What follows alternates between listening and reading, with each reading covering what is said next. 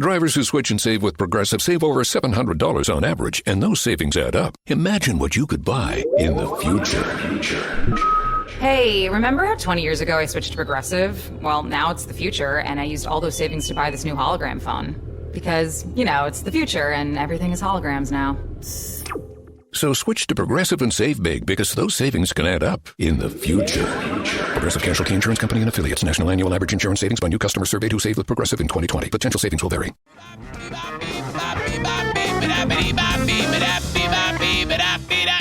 Welcome into the Eric Zane Show podcast. We meet once again from the Baldwin Ace Hardware Fear Bunker Studio. That is a reminder to myself to call Mike from Baldwin Ace Hardware to see how he did in poker. You're like, what? Yeah, he's just a degenerate gambler. Call Mike.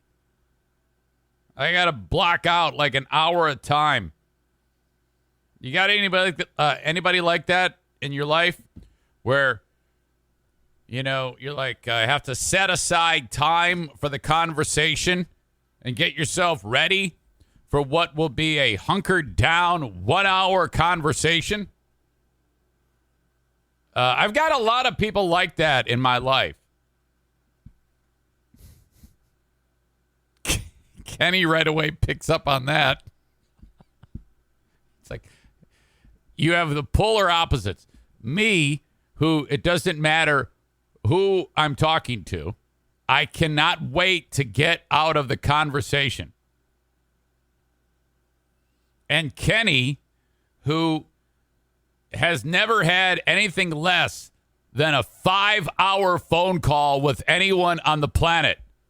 And I'm like, for fuck's sake, lighter on the details. Reduce your syllable count by 99%. What the fuck?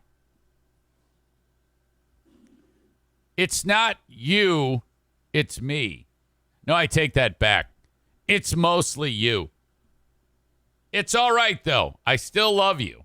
And I still love those people that I choose to call who talk so damn long, but just know that I have to. God, I cannot. I was talking with Stu McAllister recently, and I think the conversation went on for like 1 minute too long, and that's okay. I gotta go. If you hear me say, okay, I gotta go, it almost is making it seem like it's a pressing situation that something terrible just happened. But no, I cannot stand it anymore. The ADHD kicks in, and then I am out. Done. The conversation is over. No more. Cannot have that for another second longer. My God. All right. This is a daily show where I discuss news, nonsense, and my personal adventures. I wrote down an order for these first 3 stories, and I'm going to try to stick to it because of the ridiculous nature of this first one. Even though it is a 30-year anniversary of my marriage to my beautiful wife, I want to jump on that and make that be the first story, but I'm going to stick to it here.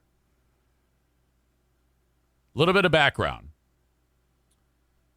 We've been having an issue with the NFK where what we suspect are errant streaks of feces are showing up in spots where they should not be showing up. I would say that an errant streak of feces,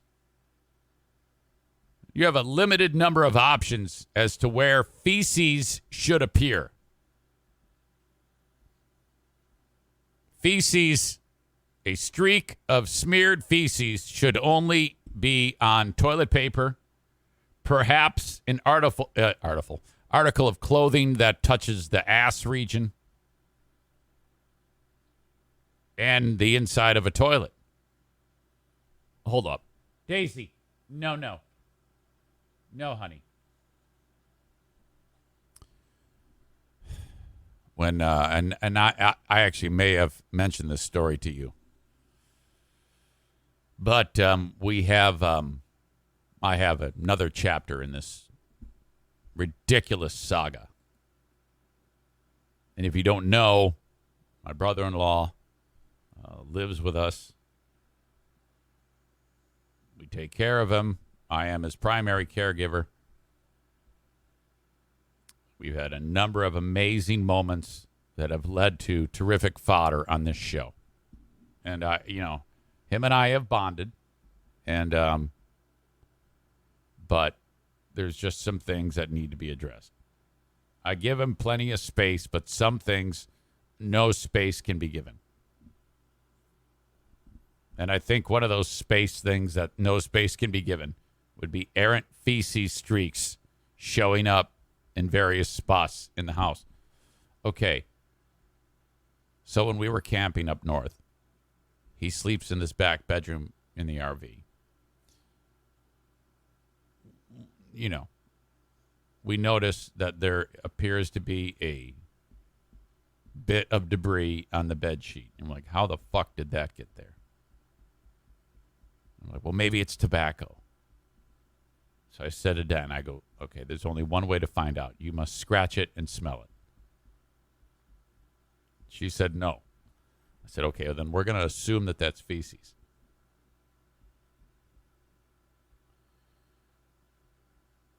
We yanked the sheets off, put on another set of sheets.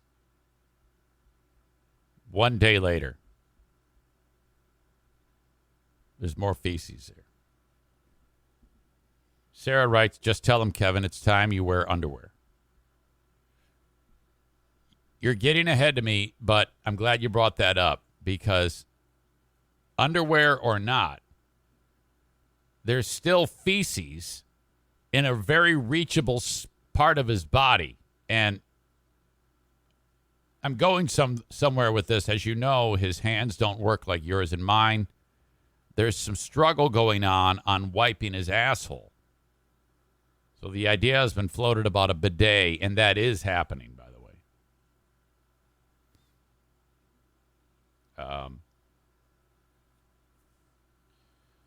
So, all right, streak number 2 of feces on the bed. And I'm like, what the fuck? Okay, that ends. This past weekend, Diana went over to her cousin's house with Kevin. They come back, and she says, you got to have a talk with Kevin. So I know something's up. I go, what happened now? She said, well, he left shit on her bed, on the bed sheets. There's feces. I go, okay, so that's what's up. All right. So the one thing is we don't know about how this is taking place. Is there just piles of shit on his ass? Or is it like itching, like shit tends to when you don't wipe well? And is he taking his finger and digging it up his asshole while in bed and then wiping it on the bed? One of two things is happening. Either way, it's terrible. So Diana and I go to the store and we buy these. She goes, all right, let's buy those flushable wipes, which, by the way, they're not really flushable, but I don't give a fuck. That's some sanitation engineer's problem now. And she goes, just take these and put them on the back of the toilet. I go, well, just putting them on the back of the toilet is not going to help. We need you. Trust me on this. There has to be a discussion. Well, you're just the guy to do it. I go, you're damn right I am. Joe Moran says, I thought you were scrubbing his asshole. Well, yeah, that's true. But you got to realize I'm not. He gets a shower every other day. He just sits there and watches TV. It's not like he goes out and runs marathons. So his skin on his ass doesn't have any shit on it until he takes a shit. Now, unless I go and scrub his asshole after every time he takes a dump, this is unavoidable, apparently.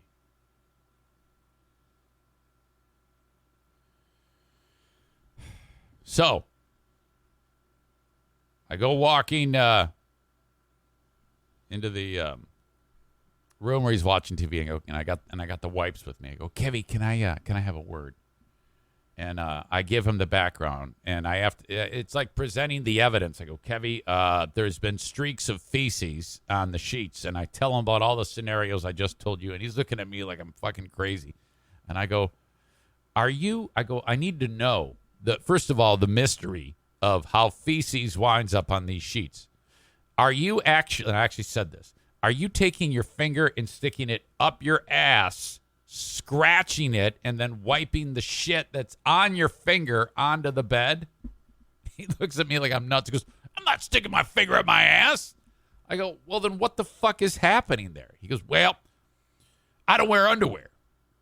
And when I take off my, so he knows he does this. He's knowingly getting shit on there. And I mean, think about it. If you are getting ready for Betty Bye and you smear your own feces on your bed sheets, you're going to be so fucking grossed out. You're going to change. You better at least change the bed sheets. I mean, and you're going to, I don't know. The question, he sleeps naked? No. He takes off his pants, and then the shit is on his pants, and then he sits on his bed while nude. And then the shit winds up on the bed somehow, and then he gets back on his feet and puts his fucking sweats on. Amanda writes, could lead to a bacterial infection. Of course. Yeah, we don't want this happening. This is why we bathe. So I go, all right. And he goes, oh yeah, it's just that it's it's because I don't wear underwear, is what he says. And I said, well, no, it's not because you don't wear underwear. It's because there's feces on your skin. That's what's happening. I said, you're struggling to wipe, aren't you? Yeah. So he admits that. I go, okay, well, this is what we're doing. These are these wipes, and I'm going to put them on the back of the toilet. Can you open them? And I actually make him take his hands, which are wonky, and he opens them up, and he goes, okay, great, I can get to them. I go, all right, awesome. Now, these are the conversation. And then he goes, I don't want you to feel bad about this. And I go, no, I don't feel bad about it. He goes, I love you for taking care of me. So he knows what's up, and then he gets up and gives me a big hug and a kiss. Because he loves kissing people. And I'm like, no kissies. I know that brushing your teeth is a once a month ritual here. We can't. No more kissies for your brother-in-law. Say no to kissing. He's got a big wad of tobacco in his fucking lip. Oh my God, come on, for fuck's sake, come on, man, back off. I just had a discussion with you about how there's feces all over the place, and you're giving me kisses. The idea that I'm sure the thought is, why does he not wear underwear? Well, when he goes pee, he can't really, he has difficulty accessing his penis. And I'm not kidding you. There's several things that are happening that make this a struggle. He has a large sack. 1. 2, his penis is unbelievably small. I am not kidding you. And his hands don't work. Kenny says, I remember Eric not wanting people to shake his hand when he talked about meeting Freeburg and Hot Wings listeners at live shows. The thought of Kevin giving Eric a hug and a kiss cracked me up. Yeah, it didn't crack me up. That's gross. Okay, so that all unfolds, and, I'm like, okay. And then the next setup is Amanda says, no, buy underwear. No, you don't understand. He can't manipulate. He has no feeling in his hands. It's a great struggle. And so what he does when he pees is he stands in front of the toilet and he just kind of pushes his pants down to his knees and then just stands there. He can't even grab his cock. It's so small. I'm not kidding you. He has the world's smallest dick. Remember I talked to you about if you don't use it, you will lose it? That has happened. It's gone. Which is why I'm suggesting that one of you Zaniac women needs to take one for the team and have sex with him. you will help his health. So there's several of you that I know are single. Amanda comes to mind. She's always looking for her next conquest. Linda is here, and she is single as well. So, and I'm trying to convince friend of the family, Sherry, to have sex with him. So if we could get you all, you know how like when someone gets sick, you have Meal Train. There's like a website. Hey, it's Meal Train time. So-and-so's going to die. Can you go ahead and make some Salisbury steak for so-and-so before, because the family, you sign up for Meal Train. That's what you do. We could do our own sex train thing where you Zaniac women, or maybe men, I don't know, can sign up to have sex with the NFK. You should give him a bath and then have sex with him. Just a suggestion. You'd be helping someone in need. All right. Man, it's the story of my life. I get prostituted out. Wait, what are you telling me? Are you saying that you've been a prostitute before now? What, huh? You're not being prostituted out. You're not being paid for this. This is a goodwill gesture. So, that's where we are right now. And then the bidet is on the way. But the thing about the bidet is the idea of showing him how to use this is not the brightest bulb. And by the way, Diana thinks he's got autism. Jesus. Not the brightest bulb in the box. I don't know. 30 years of marriage today. I'll post some pictures later on today to Facebook and Twitter of the big day 30 years ago. I was married to the Queen of the Forest in some teeny tiny church in the middle of Richmond, Michigan, and was a huge bummer because I found out after the fact that it could have been at my home parish where I grew up in beautiful Warren, Michigan. The priest that when I was growing up, was the pastor at the parish, Father John Hall, who's now deceased. He ended up moving away to this little parish in Richmond, Michigan. So when I said to him, hey, Father Hall, Diana and I are getting married. We want you to marry us at your parish. It's way off the beaten path in Richmond, Michigan.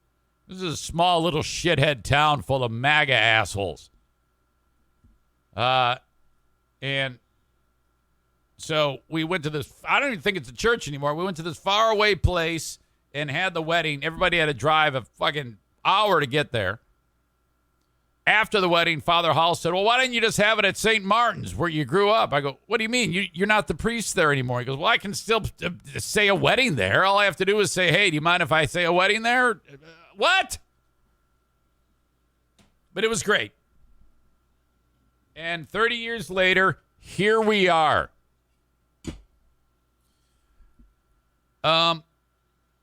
However, yesterday, I think that she was ready to leave me.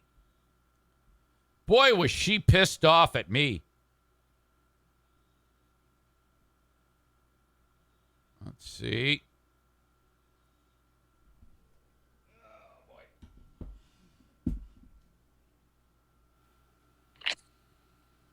Hello. Whoa, whoa. Hey, happy anniversary. Yeah. Hello. Happy anniversary. Wow. 30 years. I remember when it was 20 years. I know. I remember. Yeah, exactly. I remember because I was on the radio talking about it. And I just remember the vividness of that moment. And here we are. We've added 10 more onto that. I know. And remember at 20, we had that big party and renewed our vows? Yes, I do remember that. That was a good bash. Yeah. That was a good bash. A good time, to be sure.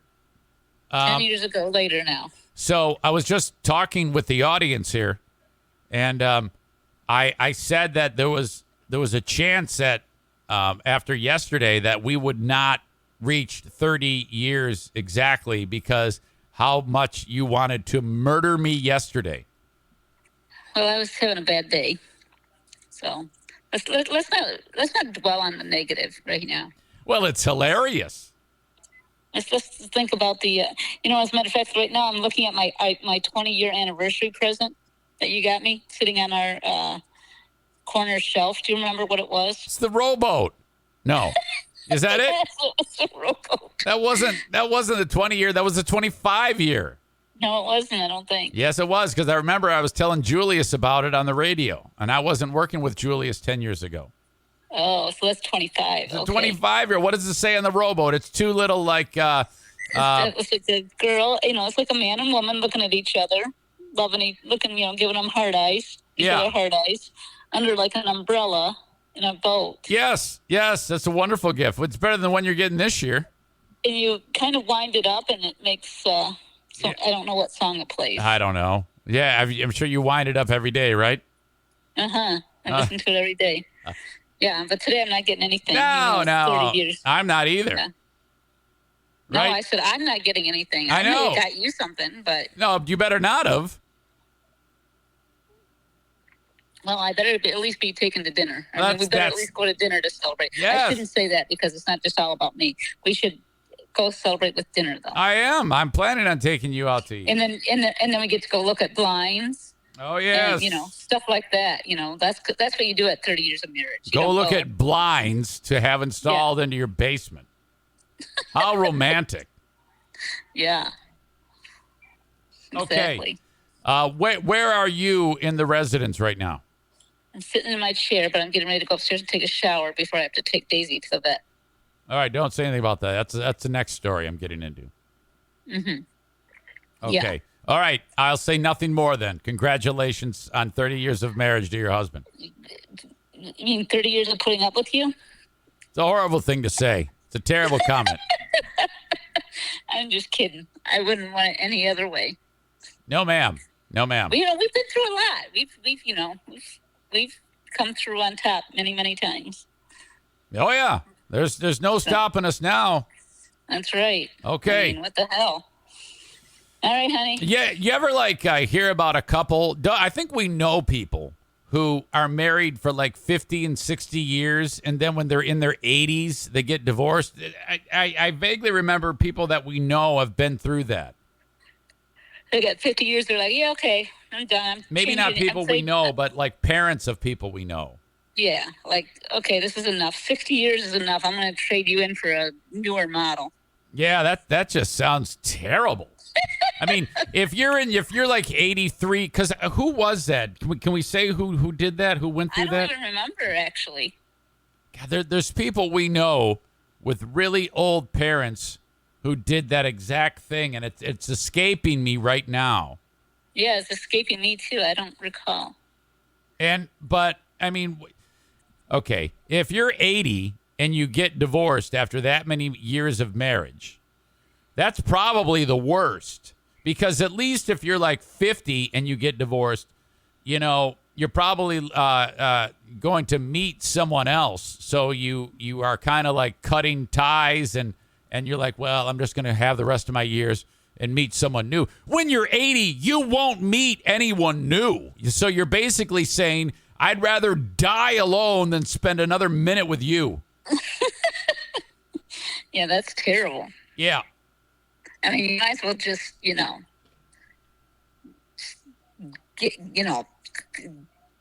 go through. I mean, I don't know what the hell I'm saying. Yeah, you just sounded like Joe Biden right there. I mean, at this point, you might as well just keep it up. I mean, stick with it. I mean, what the hell? All right. If you're 80 years old, what the hell? I think you're having a stroke. I love you. Yeah, okay. I got to go take a shower. I love you. Okay, bye-bye. See you.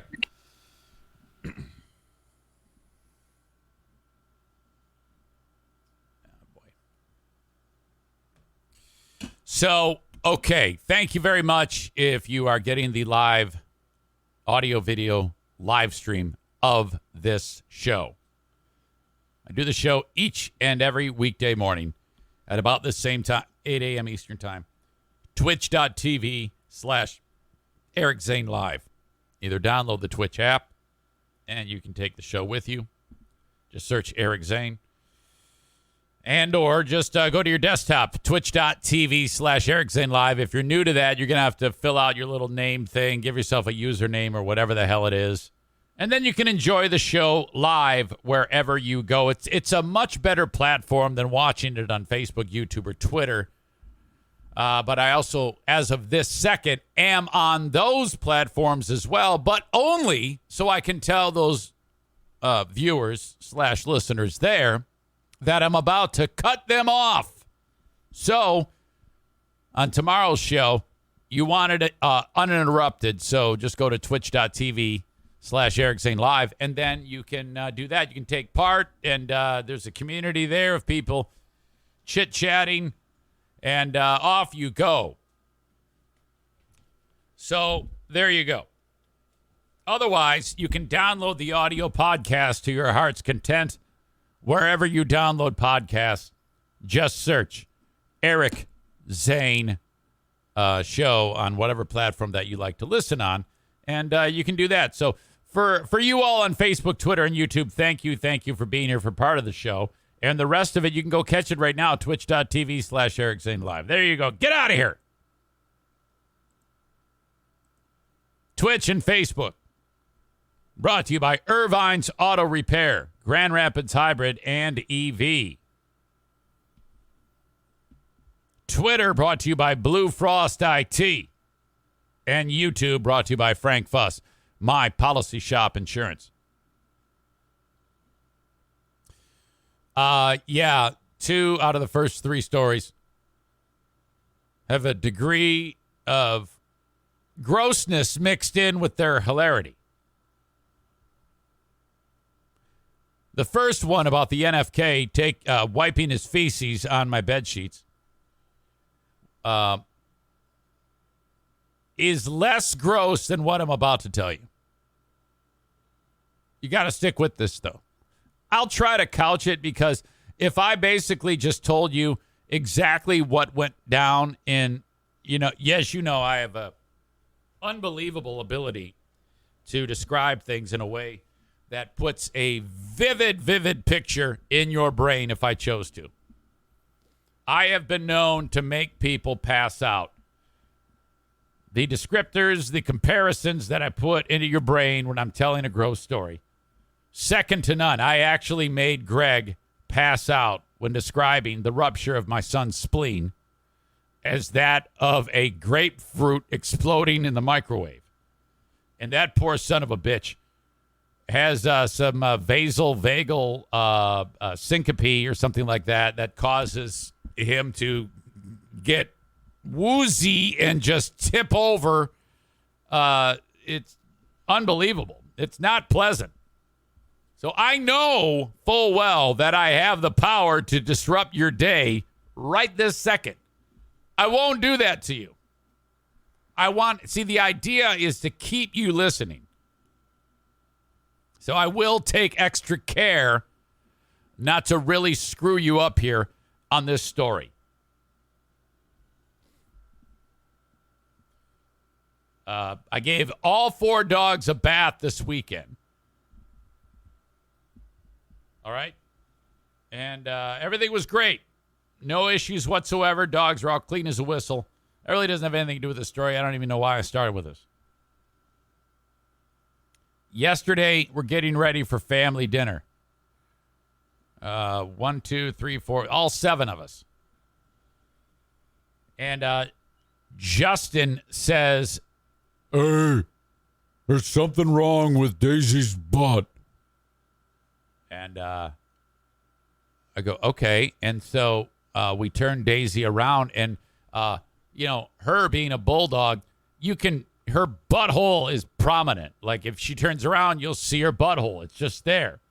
Well, off to the side of it, there is swelling, and it's irritated, and it's reddish purple. Something's wrong right next to her actual butthole.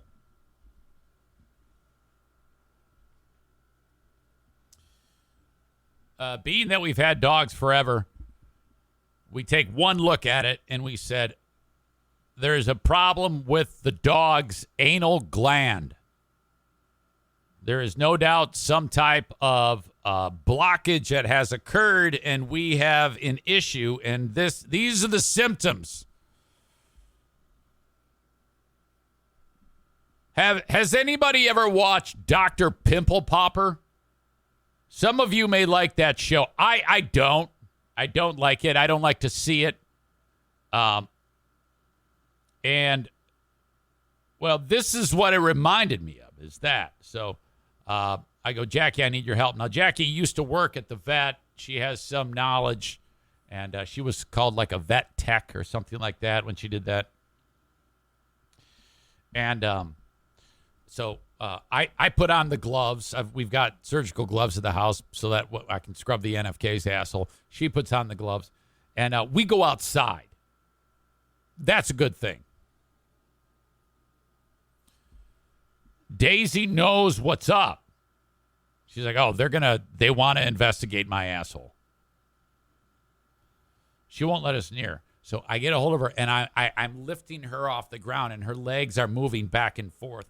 And Jackie is investigating this region. I actually said, be careful. Contents under pressure. It might squirt you in the face. It did not. It did not. But I said, be careful of those things. That does happen to people. Let me just say, not trying to be gross in any way, but Jackie squeezed it and it ruptured. And a gigantic blob, I remember I said it wasn't going to be gross, of pus and blood just rolled out of this thing and collected on the ground like a fucking puddle of oil. It actually made a noise. It went, and it just poured out of this fucking dog. And this crimson pus meat puddle of dog asshole jizz just poured out onto the ground. And she had this like, Brandis says she's having a hard time listening today. That's the grossest part. So, well, maybe this is, because then Jackie had to kind of like milk it all out. So, yeah, it was rough. Really, really rough. And she bled for quite some time, actually. There was a lot of blood. That thing was just full of blood. Kenny says you can tell he loves doing this. I kind of did. I just wanted to be holding her. He says you can tell he loves doing this. You mean you can tell I love making you sick? Aram says there's a special way it needs to be done so the dog doesn't get injured. You're absolutely right. So we took care just to relieve the pressure, and then you almost made my fiance puke. I see. Oh shit.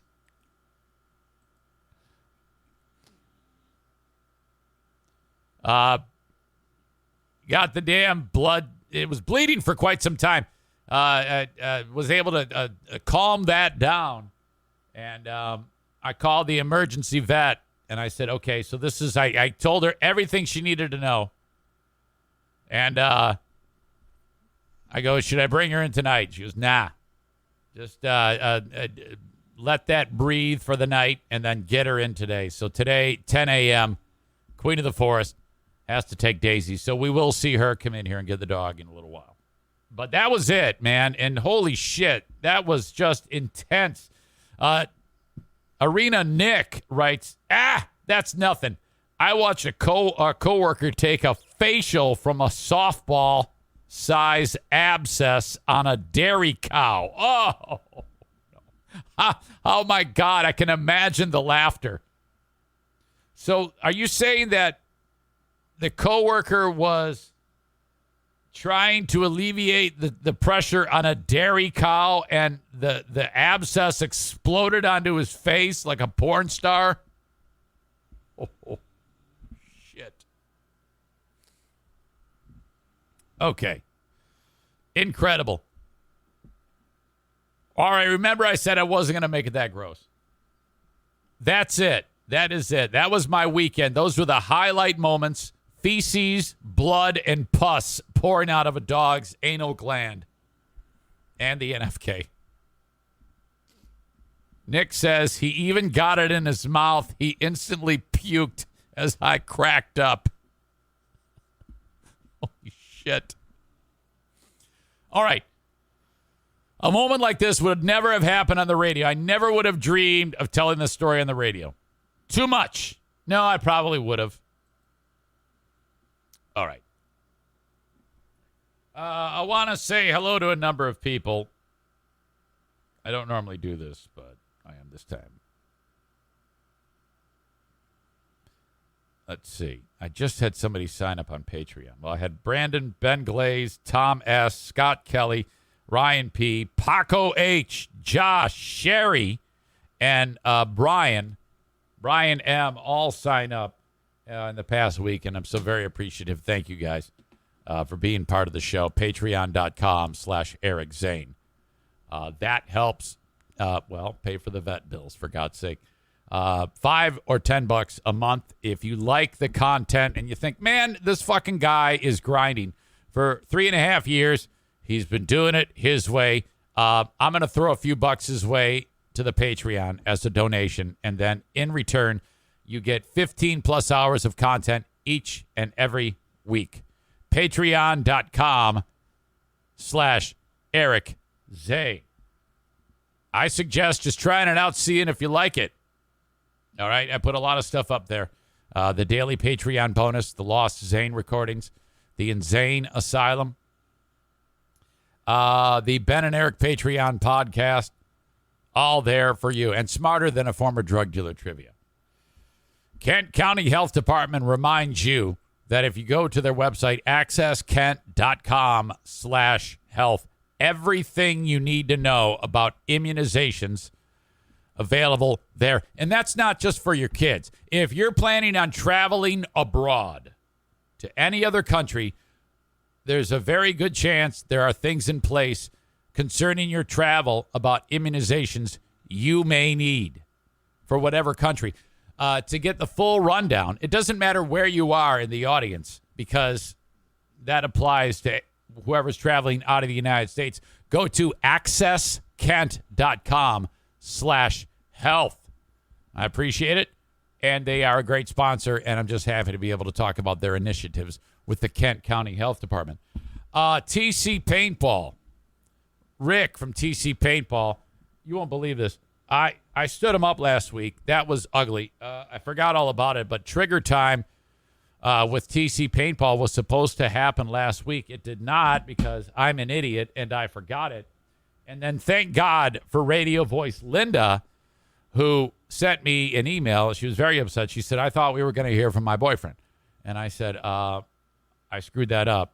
So it'll be this week with Rick. In fact, it's going to be in 19 minutes with Rick from TC Paintball.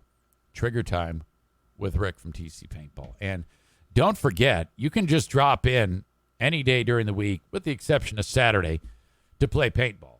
You want to play? Get your bro friends, get the neighborhood kids, get your wife, celebrate your anniversary, and go to TC Paintball. TCPaintballGR.com. That is their website, fully stocked pro shop. If you want to do a Saturday deal, you should make a reservation, and off you go. TC Paintball, longtime sponsor of this show. Rick goes back in his sponsorship to 2016 when I was on the beach after getting fired in between radio jobs. Rick said, I'll buy you a bunch of gift certificates if you hang my sign. And it wasn't a sign. It was a towel with the logo of TC Paintball on it behind you. And I said, yeah, I'll do it. I'll do whatever I can. The old YouTube days. I think there was 30 episodes of those shows. TCPaintballGR.com. Okay, and then, of course, Blue Frost IT, the managed IT service provider for the Eric Zane Show podcast. Thank you, Blue Frost IT. If you or your company needs IT technical support, you obviously cannot afford your own tech department. You're not some giant company. But you can have all of the same capabilities and expertise at your fingertips if you are working with Blue Frost IT. You want to upgrade your business with new tech? Call upon Blue Frost IT. Get a complimentary consultation. 616-200-8550. They are awesome. All right. Matt says, I've been a Patreon member since the beginning. Thank you. Is that Matt B, who I'm marrying? Is that who Matt Balloon 1115 is? Matt Barassa, the world famous Matt Barassa.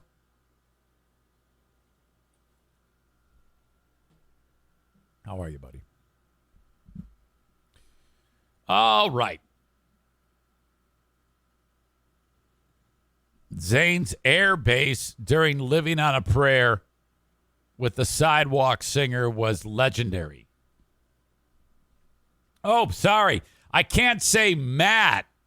I'm supposed to say Matthew. Fucking Matt. He did this big dramatic announcement on Facebook. I am here to announce that going forward, I must be known as Matthew. Come on, man. All right, Matthew. Kenny says Matthew, not Matt. The Twitch ID clearly says Matt. Wait a minute. You can't do he's right. And I don't like saying he's right. He is right. You can't make a big deal Facebook crybaby post. I want to be known as Matthew and not Matt. And then your Twitch ID is Matt. You fucking moron. What the fuck is wrong with you?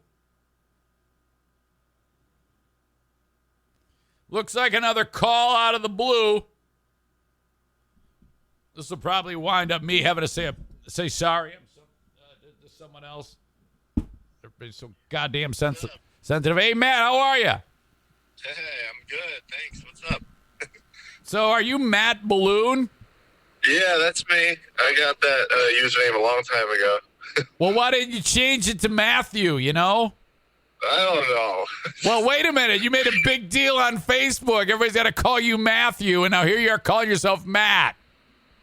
To be honest, I'm probably just too lazy to change it. Yeah, too lazy to change it, but you yell at everybody on Facebook to call you Matthew. All right, yeah. I'll let it slide. You know I love you. I'm going to see you in a year and 4 months. Yeah, no, earlier than that. Well, what is the actual date again? June 10th. Oh, I thought you said you were getting married in November. Nope. Maybe that's June my 10th. Daughter. All right, I'll see you in 11 months. All right, man. I'll see you soon. Okay, tell Amanda I said hi. I will, definitely. Okay. Sorry I almost made her puke. It's okay. I was just taking her to work, so she's going to go deal with poopy diapers now at the daycare. Okay. All right, I'll talk to you. All right, man. Bye. Matt, a man of few words, but when he does, you know he must be heard. Holy shit. I didn't know that was June. I'm like, oh, yeah, you're getting married in November. I think my daughter's the one getting married in November. Which, by the way, 4 months, 1 day.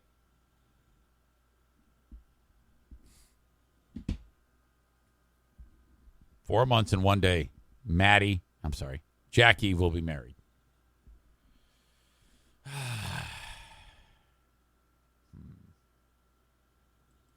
Where the fuck am I? Oh, okay. Hey, Joe Biden. What a fucking moron. There's been a nice new collection of gaffes for this idiot that I want to share with you. And they've all kind of piled up in a collection. And so we're going to go through them right now. Let's see. This one, he was in Saudi Arabia. Did you see the deal where Biden walked up to the dude from Saudi Arabia and gave him the fist bump?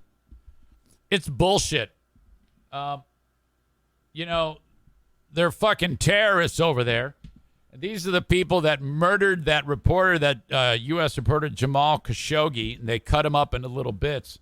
And the guy that he fist bumped with was the guy who, ordered the hit. And still, this piece of shit, Biden, goes walking up to him and goes, fist bump. He doesn't know who the fuck the guy is. He thinks he's fist bumping the fucking Iron Sheik from WWE. You can't hold that against Biden. He's absolutely batshit crazy. He doesn't know what the fuck he's doing. A series of gaffes that we must get into. The first one, if you're watching, you can already see it's tipped you off as to what this is all about. But let's get into it. Joe Biden here. Will always honor the selflessness and sacrifices of the American. Let me do that again. Will always honor the bravery and selflessness and sacrifices of the Americans who serve. Okay, so we got tons of shit because, as you can tell, he sounds like he's half drunk when he's saying it, talking about the selfishness of American troops. Problem number one. Corey writes, yeah, but we need their oil, so whatever. He's right. Corey, you're right. We don't give a shit about Jamal Khashoggi. We want lower gas prices. All right? Going back to Matt, he says, I reminded Eric a few times. Sorry, it takes a while to stick with me.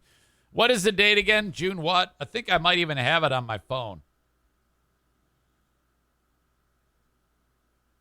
Okay. June. Change furnace filter. June 10. There it is. I even have it down. Matt B gets married. What an asshole.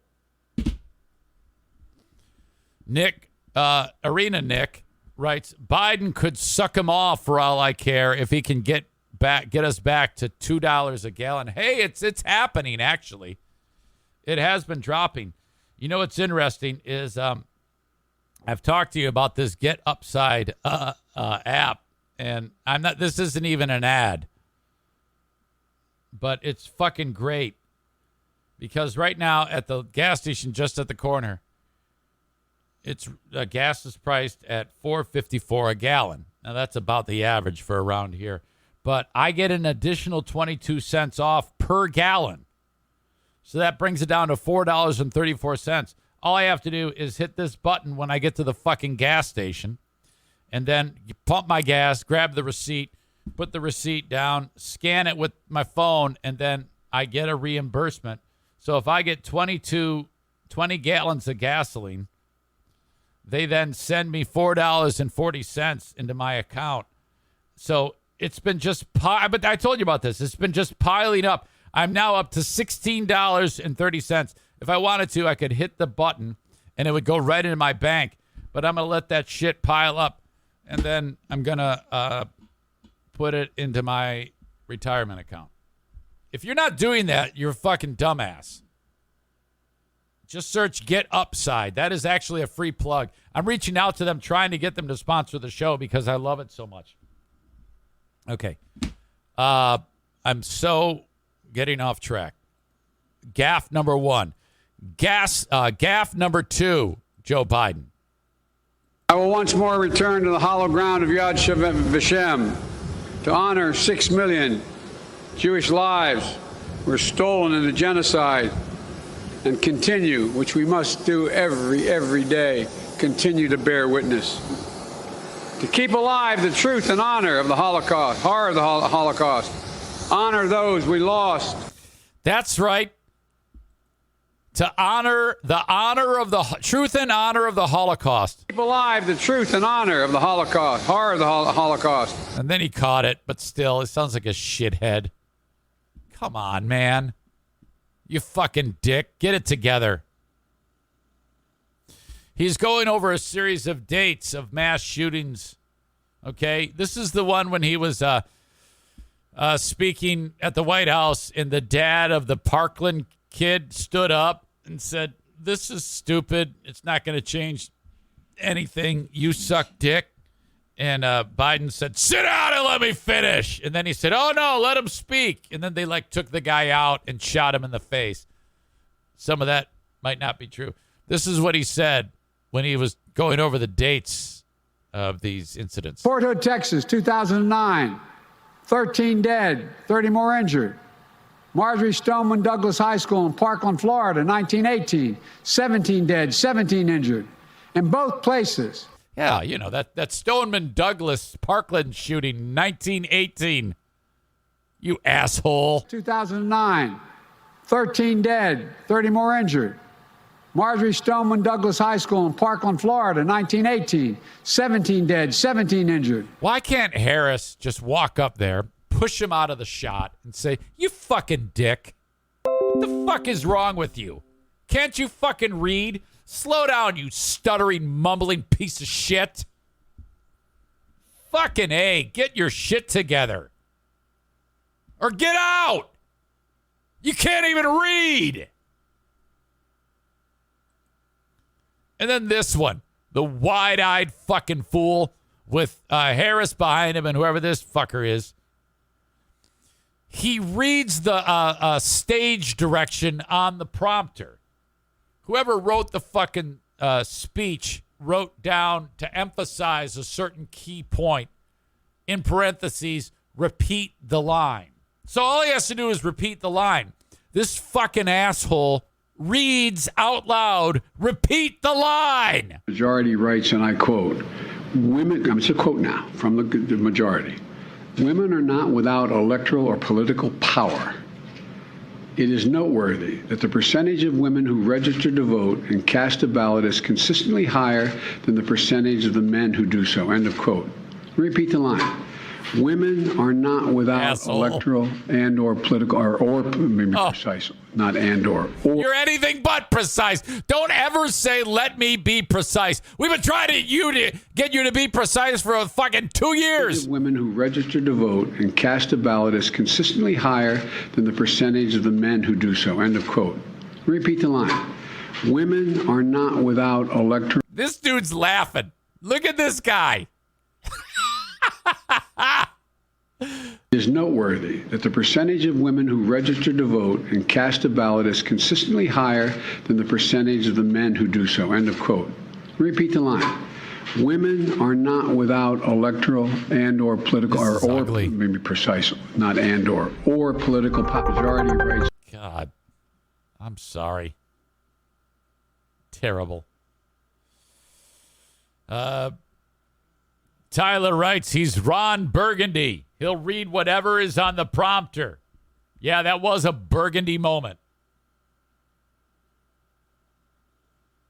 My God. End of quote. Repeat the line. Well said, former Vice President Biden. I don't think so. He's going to win again. And frankly, I hope so. I hope he wins because Harris, as the president, is doing a better job as president than any Republican could ever do. Because as you know, in my opinion, and I only get one opinion and one vote, anything is better than the crop of shithead Republicans that exist today. Fingers crossed that a Democrat is in the White House. Again, I don't give a shit who it is. Anyone but a Republican. The only time I would vote for a Republican is if it was one of those rhino Republicans. I love the rhinos. The rhinos are the best Republicans. Those are the ones you want. It's a misnomer. They're called Republican in name only. In fact, they are the true Republicans, okay? The ones that are crazy, you know, I don't even need to give you a play-by-play as to who is the crazy ones. Those are the ones you don't want. Those are the ones that are going to lead us to absolute madness and bedlam. We want the rhinos. Put a rhino, either put a Democrat in there, and I'll settle for a rhino. All right. We'll get to Rick. Trigger time with Rick from TC Paintball, as Aram says straight ticket Democrat is the only way to go. That's how I'm voting this year. I've had it. Enough. Enough of your shit. I am sick and tired of the bullshit. That's how it has to be. Thank you to Bennett Flooring Installation, 616-318-0167. If you want to have the flooring installed, do it right, the most affordable way possible. Reach out to Bennett Flooring Installation, 616-318-0167 today. They're fantastic. Oh, my God. Love you guys. They'll show up at your house, measure the room, let you know by the end of the day how much it's going to cost you. Hopefully, you've ripped out the old stuff ahead of time. That is encouraged. That type of activity, behavior is encouraged. Save you some money. 616-318-0167. The flooring I want you to buy. Kent, drop the E, add a U.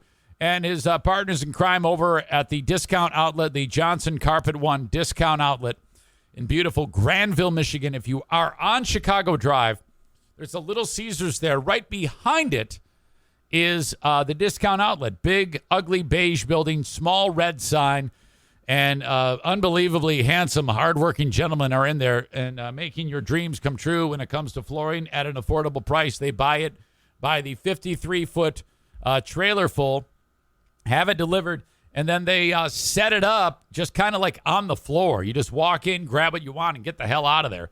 I needed so much flooring, they had to grab a fucking forklift and lift it onto my truck.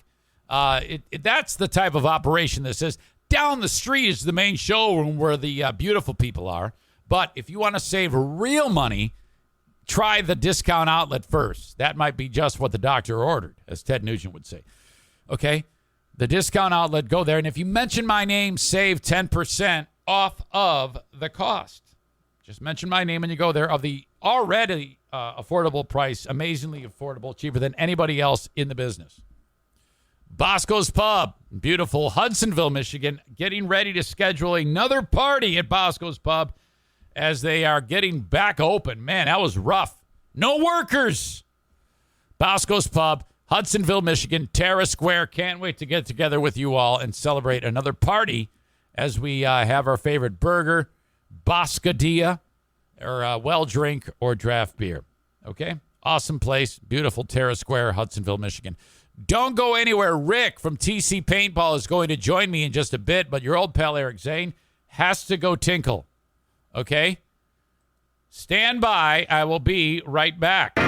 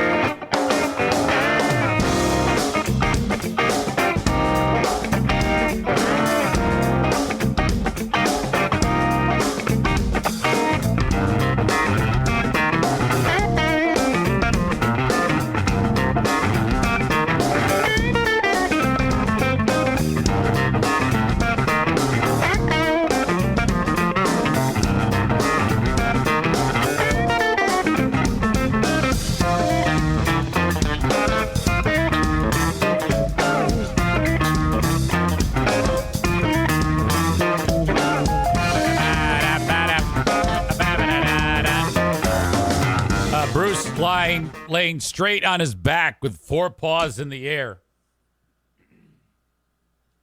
All right. I expect this to be ridiculously shitty.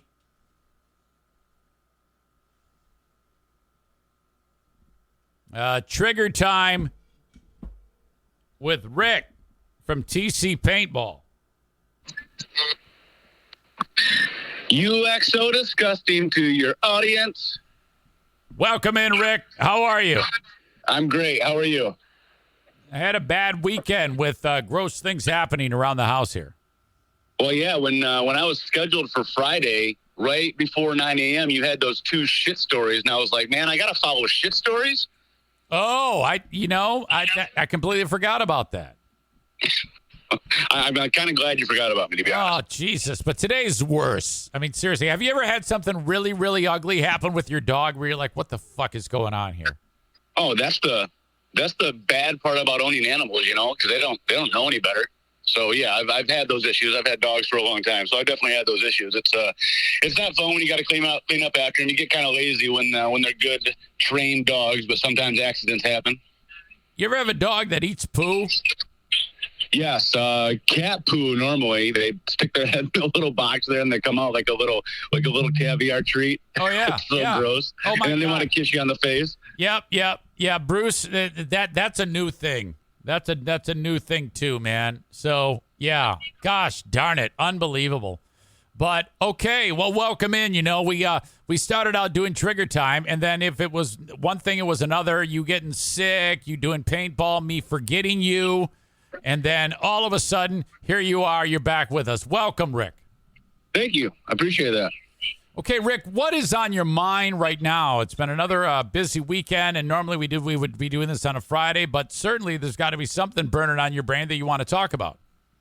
I do have a question for you. When are you going to learn your lesson? A little bit more context. Well, I mean, there seems to be a divide right now, and I understand that you kind of got to create content out of thin air sometimes, but I think sometimes you got to take your own advice and read the room a little bit. I don't know. Can you? You're speaking another language to me. I'm barely paying attention to what you're talking about.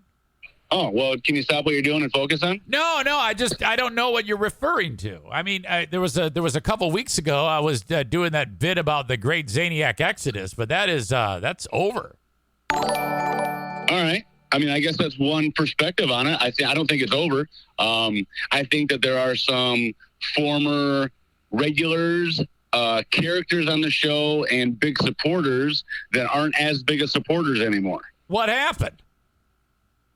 I don't know the whole story. I know bits and pieces, and I've heard and read and paid attention as much as I can. I think that you pissed some people off. Now, I don't want to act like it's completely your fault, because going in, we all know you're kind of an asshole. That's kind of your shtick. That's kind of what got you popular, and I think it's also what got you fired a few times, or at least once. But I think that there is a middle ground. I think there's 3 sides to every story, to be honest. And I think maybe some of the people that are a little bit butthurt is a little bit of a piling on, where they think it's a good opportunity to get back at you. But I think also that you cross some lines sometimes. And I've sent you messages and phone calls when I was a little concerned, like, bro, don't treat your audience like that. And between you and I, you can treat your audience any way you want, but I want you to be popular. I want you to do well. I mean, I want you to keep trumpeting what I'm, my business, because I pay you as an advertiser, and I want as many people to listen as possible. So I have a vested interest in, how many people are staying and going and being engaged with what you're doing. Right. But I feel like there's a middle ground there where you don't necessarily have to trample on your audience, whether they agree with you or not. Dude, I do not know what the reference is. Is there like a reference point in particular that stands out that needs a spotlight shown on it? But I have no idea what the fuck you're talking about.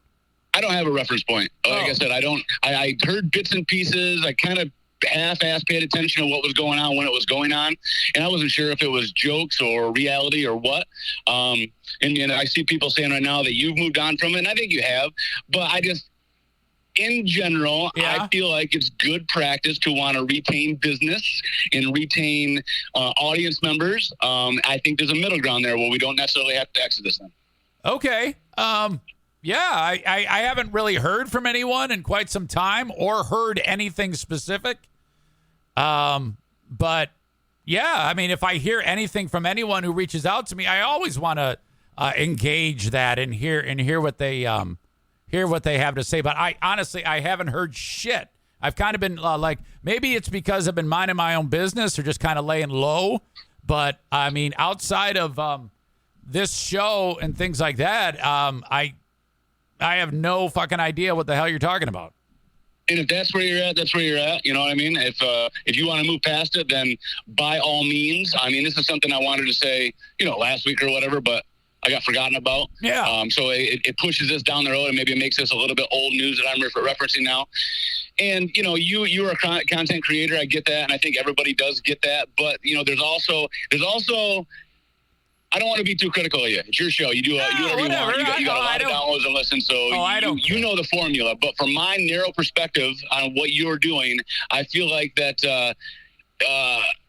what am I trying to say? That you don't necessarily, you kind of talk out of both sides of your mouth once in a while. You say, I don't need new friends, or I don't need any friends, but then you also go out of your way and tell us how we're family. We hang out together. We all have your number. When there's issues, we contact you, you contact us. Like there's a back and forth. There's a give and take. Yeah. And sometimes you get to the point where you throw your hands up in the air and say, I don't need any damn friends. I'm just doing a job. That's kind of true, but you also kind of need us as friends too, because if it wasn't for the friendships that you built, nobody would have followed you to this platform. No one would have followed you to the different places that you've gone and supported you every step of the way. I think there's some truth in that. Like I said, there's three sides to every story. I think there's a little bit of fault, guilt, maybe butthurtness on both sides, but I think there needs to be a little bit more of reading the room and knowing who you're dealing with, and also being appreciative of what people have done for you. Oh yeah, of course. Who wouldn't want to do that? I absolutely agree with all of that. This is wow. I had no clue. Jesus. Okay. Yeah, but duly noted. I agree. But I'm not trying to bring you down. I mean, that's just an opinion I had on something that's been brewing underneath. God. I'm not trying to bring the show down. I'm not trying to bring you down. Keep doing what you're doing. No, fair enough. That's just my opinion on the subject. No, man, I totally respect that. I don't have a problem with anything you've said. This is all good to know. Good to know, honestly. So, yeah. Okay, losing fitness, gaining weight, that all hurts a person mentally. Honest to God, that can affect your relationships. It's time to turn this thing around. I want to help you feel better. And all you have to do is decide that you want to try. I want you to try this as you're trying to turn things around. It's the FitBod app. This thing is amazing. You don't need a ton of weights to do this. You can do it in your home with no weights. You can do it in the middle of nowhere like I do at Fear Bunker North. You can do it at the gym. The workouts are tailored to what you have to work with. And my gosh, they work everything. Muscles, cardiovascular system, you name it. It's time to turn it around, and I want you to do it by using the FitBod app. One of the important things about FitBod is the algorithm changes, which, those are words that's kind of like above my pay grade, but it senses and knows when you're improving as you work out and updates your fitness plan as you go so that you're not like stagnating and things like that and plateauing. FitBod has figured it out, and all you have to do for less than the cost of one session with a personal trainer, you can get a full year of personalized workouts with FitBod. It integrates with your Apple Watch, Wear OS smartwatch, and apps like Apple Health, Fitbit, and Strava. Man, this is incredible. You can crush your summer fitness goals with personalized workouts from FitBod that improve as you do. Get 25% off your subscription or try out the app for free when you sign up now at fitbod.me/Zane. It's got to be fitbod.me/Zane.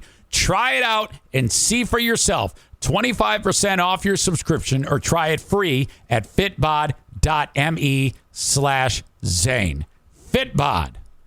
New Message. What up, what up? It's Heather's cousin. You dated her in college, or maybe you were just in the same class. Anyway, I heard you bought a boat, my man. Let's hit the water. Oh, and Heather told me you always liked, snacks and stuff, so I could totally bring some chips. When you get a boat, you also get new friends. Make sure Progressive's one of them and get coverage today for as little as $100 a year. Hey, also, I'm a little short on cash, so can you cover the chips? Thanks. I can see why Heather liked you.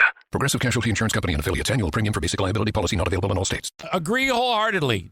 Definitely not a problem, and nothing you could say would be taken as like poorly or anything like that. I wouldn't worry about that from me.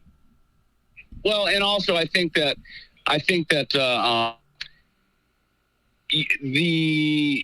you think that it is on one level of being show content, and when it drifts into another level where people are taking it a different way, I'm not sure if you really acknowledge or see that right away. And sometimes I feel like it's a little bit too late for you to reel it back in off that. Because, let's be honest, we all kind of have thick skin. We don't mind getting, I mean, you talk shit about me, you talk shit about, any other member of the audience. We all kind of understand what it is.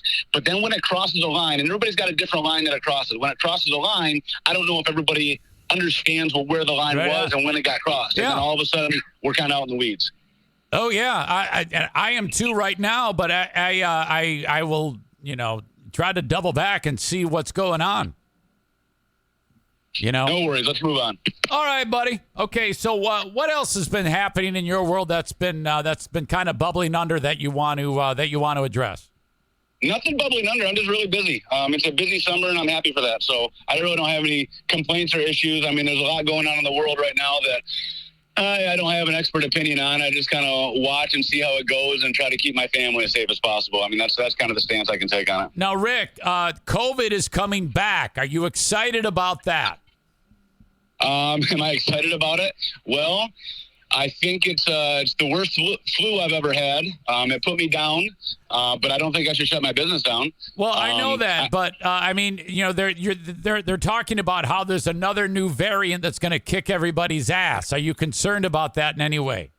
I mean, is that even front page news anymore? Well, it was. I feel like that's something they talk about when every other news cycle kind of slows down a little bit. So are you getting the impression that it's like, all right, we got nothing. Let's just say that COVID is hot. I didn't really see it enter my world, really. I mean, aside from the shutdowns, I didn't see it really enter my world until I had it and another member of my staff had it, and we had to stay away from the store for a while. So to say that it's hot, I mean, those are just numbers I see on a screen, and I don't know if I've ever fully believed all the numbers. So I don't know. I just kind of wait till it enters my world, and I deal with it then. All right. Well, so basically, because of your ignorance, you risked the life of one of your coworkers, right? That's one way to put it. That's definitely one way to put it. One of your employees. I mean, take away the media, and how bad would this situation have been? Okay, Rick, I get you. Okay, well, I just played a number of clips of Joe Biden's gaffes. Did you happen? Oh my God! Did you happen to hear some of that? Oh yeah, I don't think I need to further explain how much of an idiot he is. He proves it himself every time he talks. I don't think he's well. I just don't think he's well. I don't think he has been. I mean, since he took office, it's been one gaffe after another, hasn't it? I think it's elder abuse on the man at this point. Yeah. So I can't get behind anything about him being the president. So you'll be with me voting straight ticket Democrat. I appreciate that. I don't do straight ticket anything. I think they're all full of shit. Okay, Rick, we have to get to the bottom of when our next paintball event is going to be. Yeah, I put that date on the chat last week, and you said no to that. What about the following week on August 14th? I can't access my phone this second, but I will check it out. Well, yeah, you can get back to me to confirm, but that's a good one for me. I've got more busy dates before and after that, so that one kind of falls into a sweet spot. But if that works for you, let me know, and we'll start pushing it. All right, buddy. I appreciate you, so I will talk to you further down the road. All right, buddy? At the end of the day, I appreciate you, too. Keep doing what you're doing. Just be nice. Always. That's the goal. That's why I'm here. All right, man. Thanks. All right, talk to you soon. There, goodbye. Rick from TC Paintball. By the way, the last time we did paintball, several times, he's been getting his ass kicked during the Battle Royale. Just pointing that out there. There you go. That's being nice. I'm just pointing out, Rick, what you did. All right. Thanks to him for being part of the show. Rick definitely has an opinion about. He didn't really then that time, but this segment, Corey has a suggestion, should run like this. Eric has a predetermined list of headlines that are pretty polarizing. We hear Rick's opinion on them, almost like Dear Meathead. I like that. That's spectacular. So that's what I might do going forward. Rick, what do you think about this? Okay. Fair enough. Let's move on. Elon Musk's dad is a fucking lunatic. Wow. Did you know that Elon Musk had sex with his stepdaughter and she is the baby mother of 2 of his kids? Holy shit. I thought that Elon Musk was just made crazy because he got so incredibly wealthy. But that's not true at all. I think that his dad had something to do with it. Elon Musk's dad, Errol Musk,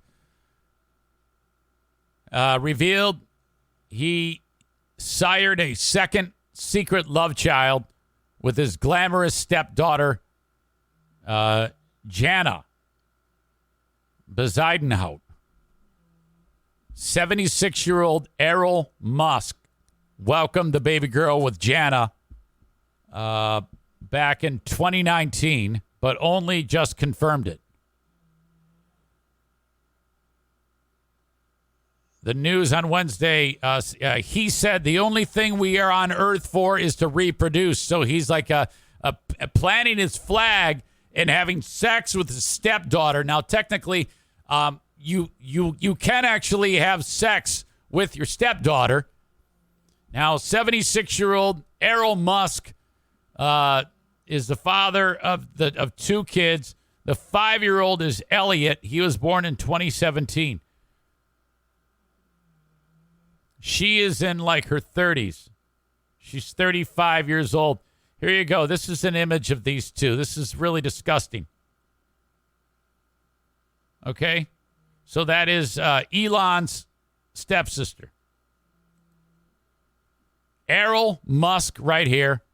Elon here. He's a fucking lunatic. And the chick. 2 kids with Errol Musk. How fucked up is that? Errol admitted Jana's pregnancy was unplanned and told the Sun they are no longer living together, citing their 41-year age gap. It's not practical. She's 35, Errol said. Eventually, if I'm still around, she might wind up back with me. He added, any man who marries a younger woman, even if you feel sprightly, it's going to be nice for a while, but that's a big gap. And that gap is going to show itself. I actually appreciate that comment. He is well aware that it's fucking disgusting. Oh, hey, you scared me. You gotta take Daisy? Elon Musk's dad is 41 years older than this chick that just had his baby. And that's the stepdaughter. That is so hot. Daisy's off to go to the vet about her ruptured anal sac gland. It looks better, doesn't it? What do you think about that? Does that make you horny? Okay. See ya. Diana, if you're just listening to the audio podcast, Diana came in and got the dog. Scared the shit out of me. That's weird when you see somebody in your peripheral like that. I'm surprised I didn't jump.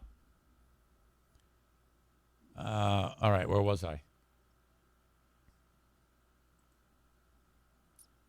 The Musk family tree is complicated and is growing more so by the day. Errol has 7 kids, while Elon has 10.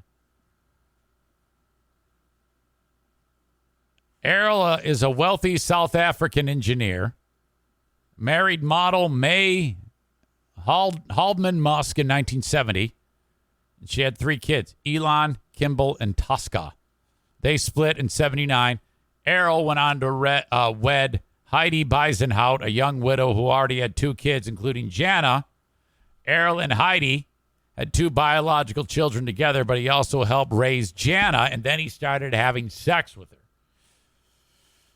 Jana was 4 when he became her stepfather. Errol and Heidi eventually divorced after an 18-year marriage. The Musk family was stunned. Am I just hearing about this now? When Jana became pregnant with Errol's baby in 2017, it led to a bitter falling out between Errol and Elon. You've been fucking my stepsister. Oh, God, it's terrible. With the Tesla CEO furious that his father had impregnated his stepsister. Errol's other children were also shocked and uncomfortable about the surprise pregnancy. You know, this is so fucked up. It just goes to show you may be wealthier than, all of us combined. Errol, Elon, doesn't matter. You're a bunch of fucking lunatics. You are sick fucks. And you're fucking going to hell. Okay? They still don't like it, Errol admitted in his new interview with The Sun. They still feel a bit creepy about it because she's their sister, their half-sister. I will say this about Errol. He's very aware. That's 2 comments in a row that I've been like, at least he gets it. He's being very frank. Elon has not publicly commented on his father's latest baby admission. The pair are still estranged, with Elon describing his dad as, quote, a terrible human being in an interview with Rolling Stone.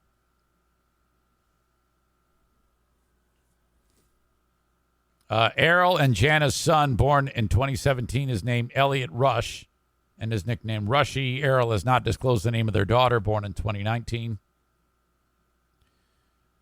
Despite the fact they are no longer a couple, Errol said Jana and their 2 young children have come to stay at his home in Pretoria. They spent a few days about here 6 months ago, and the kids were starting to get on my nerves, he said. Then I missed them as soon as they have gone. You see, this guy's great. That's 3 comments in a row. He's just telling it like it is. Yeah, the fucking kids get on my nerves. Get the fuck out of here. If you're not regularly exposed to kids, that's what you get. If you're a mother and a father and you have kids,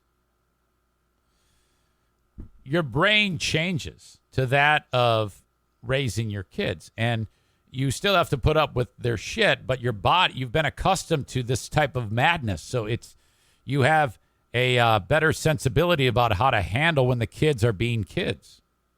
But if you just say, here's your son and daughter, you're going to be like, get these fucking kids out of here before I murder them. Okay? No, get the fuck out. That's how when you're a grandpa, you're like, oh, man, it's great because they come over and you hug them and you love on them and you play with them and you do fun grandpa stuff and then they got to go. Ha, ha, ha. Bye-bye. See ya. Errol admitted he had never asked Jana for a paternity test to make sure he was the father of the now 3-year-old, saying, no, I didn't even bother. She looks just like my other daughters, so it's pretty obvious. However, the wealthy businessman stated that there are other women claiming that he has also fathered their children. Errol Musk says, I have about 6 people, women who claim that their children is my child right now. Obviously, they are opportunists, he stated, but there was a period in Johannesburg in the 80s that I was going out with a different woman every night. I had plenty of dates. So it's quite conceivable that one of them could actually come back and say, this is your child. It's possible. God. He's living the dream. The elderly patriarch says he has not ruled out the possibility of having more children in the future. If I could ever have another child, I would. I can't see any reason not to. See, I've never liked that mentality simply because it's all ego, and it's a horrible way to view the world. Just go out and have kids, because Errol Musk is not being a father to these children. There are still young children growing up who at one point in time they'll be like no father figure in their life, and that fucking sucks. So fuck Errol Musk. This guy's a piece of shit. Errol officially has fewer children than Elon, though, who is 51 and now is the father of 10. I didn't know this. Musk confirmed last week he fathered twins with Siobhan Zillis, who is a 36-year-old executive at the company Neuralink, the brain chip company. And then he cheekily tweeted out last Thursday, doing my best to help the underpopulation crisis. A collapsing birth rate is the biggest danger civilization faces by far. So he's a piece of shit too, Elon, and he's like, oh yeah, this is the right thing to do. Just go out and have random kids with people. Fuck you. The twins, whose names have not been disclosed, were born just weeks before Musk welcomed his second child, Exa Dark Sidereal, with Canadian pop star Grimes. Musk and Grimes also have a 2-year-old son whose name is not anything you can pronounce. It looks like a number, like the numerals you see after a movie. Metro Golden Mare, and then all sorts of X's and I's and weird things that look like Latin. What a fucking asshole. World's richest man first became a father in 2002, welcoming a son named Nevada with then-wife Justine Wilson. That boy passed, though, 10 weeks later, sudden infant death syndrome. Elon and Justine went on to have 5 more kids. God, what a fucking shit show. Again, you two have all the money in the world, but you're fucking pieces of shit. Jesus. Absolutely sickening to me. So there you go. Elon's dad. All right. Shout out to My Policy Shop Insurance. Frank Fuss from My Policy Shop Insurance, 616-914-4070. Now, okay, if you are self-employed, between jobs, or maybe your employer does not offer you insurance, you need to get that done. That is an absolute gamble. If you are rolling the dice and something happens to you that you require some type of medical care, you are going to be saddled with an amount of debt from the medical bills that's going to take you a lifetime to get out of if you are lucky. So quit screwing around with this and get an insurance policy. All right? Healthcare.gov is the government-funded health insurance plan that I take advantage of, and you should too. But I don't recommend that you go to the website and try to figure this out on your own. Have Frank do it for you. It's free. 616-914-4070. Shoot him a text. Say, hey, Eric Zane sent me. Help me. I got to get insurance in the marketplace. He'll help you out. He's the best. And again, his services cost nothing. He is a licensed independent insurance agent / broker. Absolutely fantastic. Also, if you're getting ready to turn 65, you need to keep in mind that Medicare is in your future. And it might not be you. It could be someone you know or love. If they are getting ready to utilize the Medicare system, or if they're already doing that, have Frank give them a Medicare Advantage plan checkup. Do this. This is so key, because he could be saving you or your loved one a ton of money. That happened to the NFK.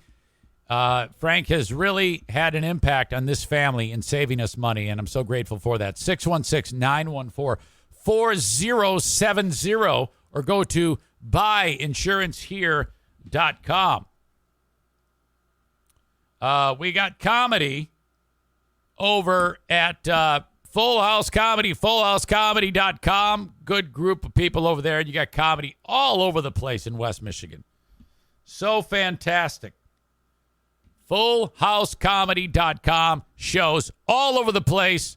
In fact, I like going there from time to time and see what the hell is coming locally. And you got venues like Holland, Muskegon. Jesus, you got Creston Brewing. There's shows happening. Today is the 18th. On the 20th, the Chocolate Factory Comedy Urban Showcase is happening there at, where is that show? Oh, Rowan Park is where that is. Grand Rapids Comedy Club, John Polar Bear Gonzalez, Hispanic Causing Panic Tour. Sounds like fun. Paul Verzi at the Park Theater coming up Thursday and Friday. Paul is going to be at the Listening Room and on Saturday as well for Paul Verzi. In a week, Mike Palisak comes to town. And then in 2 weeks, Tim Meadows. Saturday Night Live alum, going to be awesome. Doug Stanhope, Sunday, August 21st at the Listening Room. All right. FullHouseComedy.com. Hang on, I need a drink.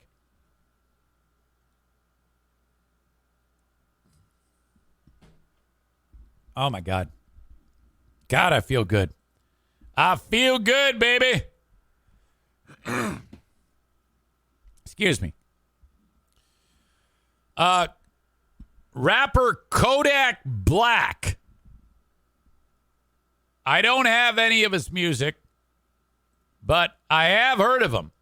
I heard of him because Kodak Black, he was pardoned by Trump in 2020. There was two artists that Trump pardoned. He pardoned Kodak Black and Lil Wayne. And so that happened. And when he pardoned them, everybody was like, well, this is fantastic, Trump. And everybody's like, oh, well, what the fuck? Why is he doing that? And then God knows why. I was reading a White House statement, but they said, oh, it's because these guys have been so charitable. And that's true. This is another image of Kodak Black. I think that's taken from a mug shot. Obviously, he's been arrested if he was incarcerated at the time.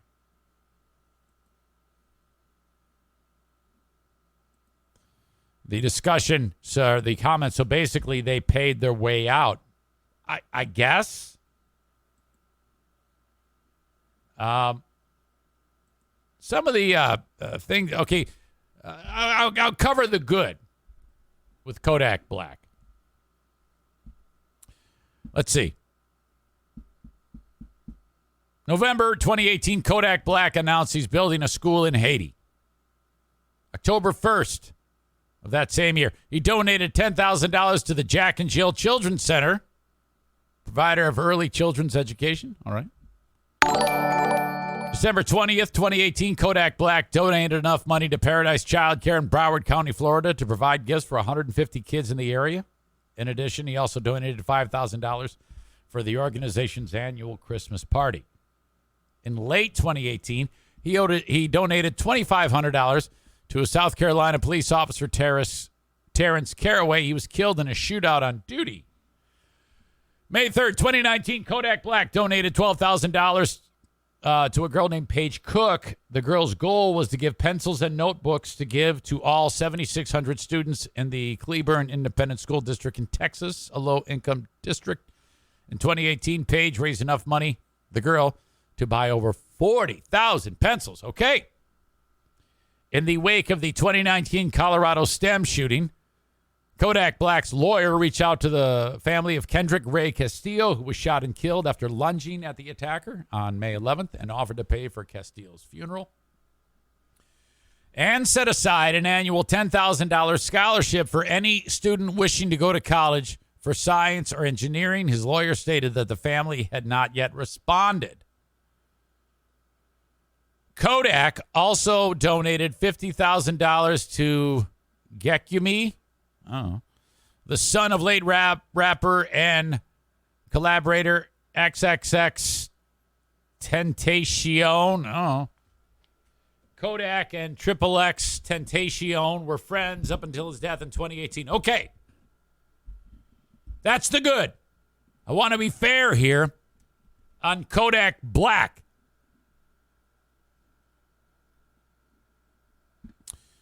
Let's go back. February 12th, 2022. This is after he got let out of prison.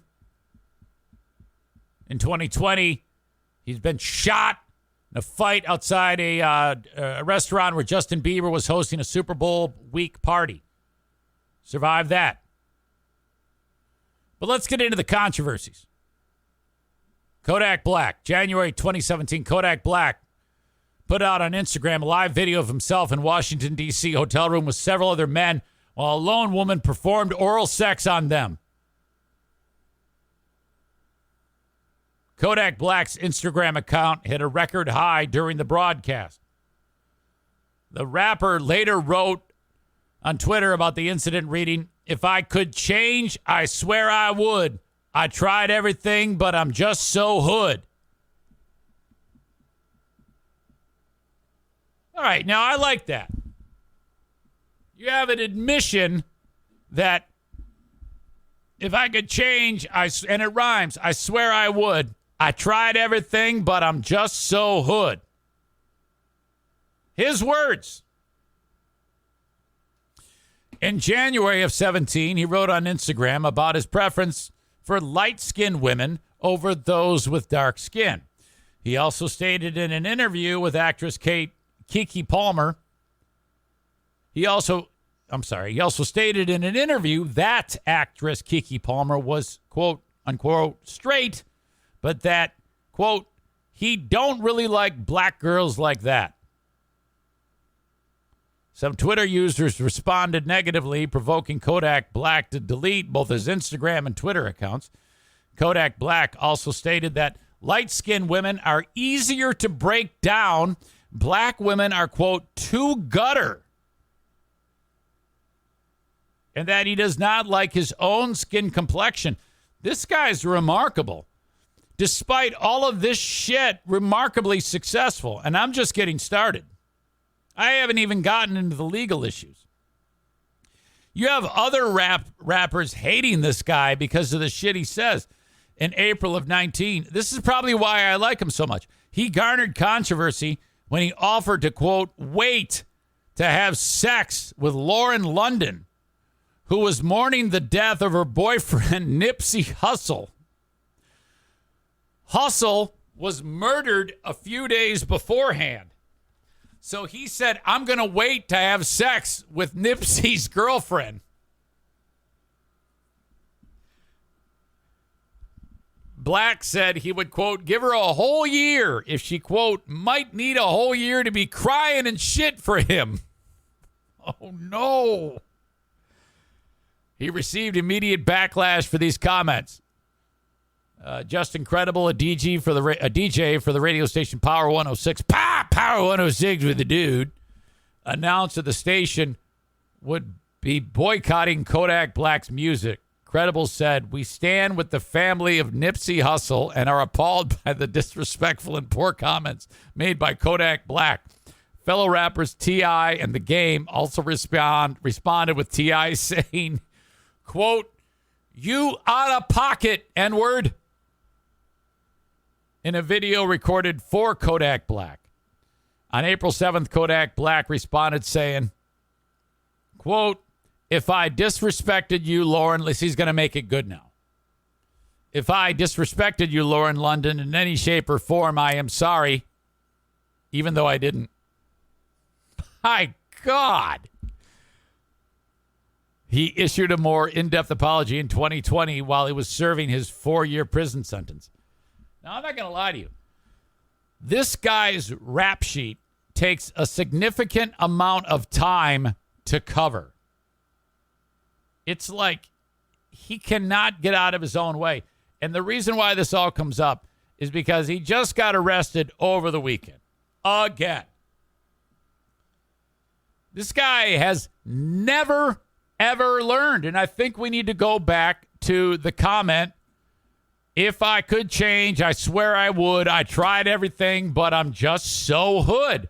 We have a number of people on the podcast that we're describing today who are self-aware, except for me, apparently. That was all fucking newsflash. But the idea that Kodak Black is like, hey, I can't help myself. And then you have Errol Musk, same thing. My God. People are battling it out for asshole of the day, but I'll give them this. They're all very, very aware of what's happening around them. Friday, Black's vehicle was stopped by Florida Highway Patrol, and the window tint appeared darker than the legal limit. Now, I don't believe that. I believe he was pulled over because they know that that's Kodak Black's car, and there's something that's going to be fucked up about it because he's an idiot. Or maybe they saw that it was a black guy driving it, and they pulled him over, which is what's really happening there. But that doesn't matter at this point. Cops detected a smell of marijuana. They searched the vehicle, finding a bag with 31 oxy tablets and almost $75,000 in cash. Kodak Black, he's charged. That's a lot of drugs. He's charged with trafficking. Holy fuck. That's a massive felony charge. Trafficking, oxy, and possession of a controlled substance. His driver's license and vehicle tag were also expired. So, holy shit. Now, this is, I don't know how it works, but he, in January of 21, Trump commuted the sentence for his 2020 conviction, which I think I'll get into in a second. But, yeah, there's a lot going on here. Sexual assault, rape, firearms possession. This guy has done a lot, and he's been in trouble with just about everybody. The feds, the local police, county sheriffs, and then the fact that Trump and his administration pardons this piece of shit is fucking beyond me. It's one of the biggest scams that exists in the world today, that a president can be leaving office and just anybody can get out of prison, you know? And then you got that guy, Joe Exotic, the guy from Tiger King. I mean, he did a hell of a lot less of problematic things than this piece of shit. And he's still in prison. I mean, all he wanted to do was kill that bitch Carol Baskins, and we all know she deserves to die. So I mean, there's a lot of support for him. She killed her husband too. Oh my God. So I can't figure out how the hell this guy, the suggestion is being floated on the chat that it's all money. Corey says, seems very on brand for Trump. Kind of, I guess, but Trump hates black people too. You know? Chris says the driver of the car was darker than the legal limit.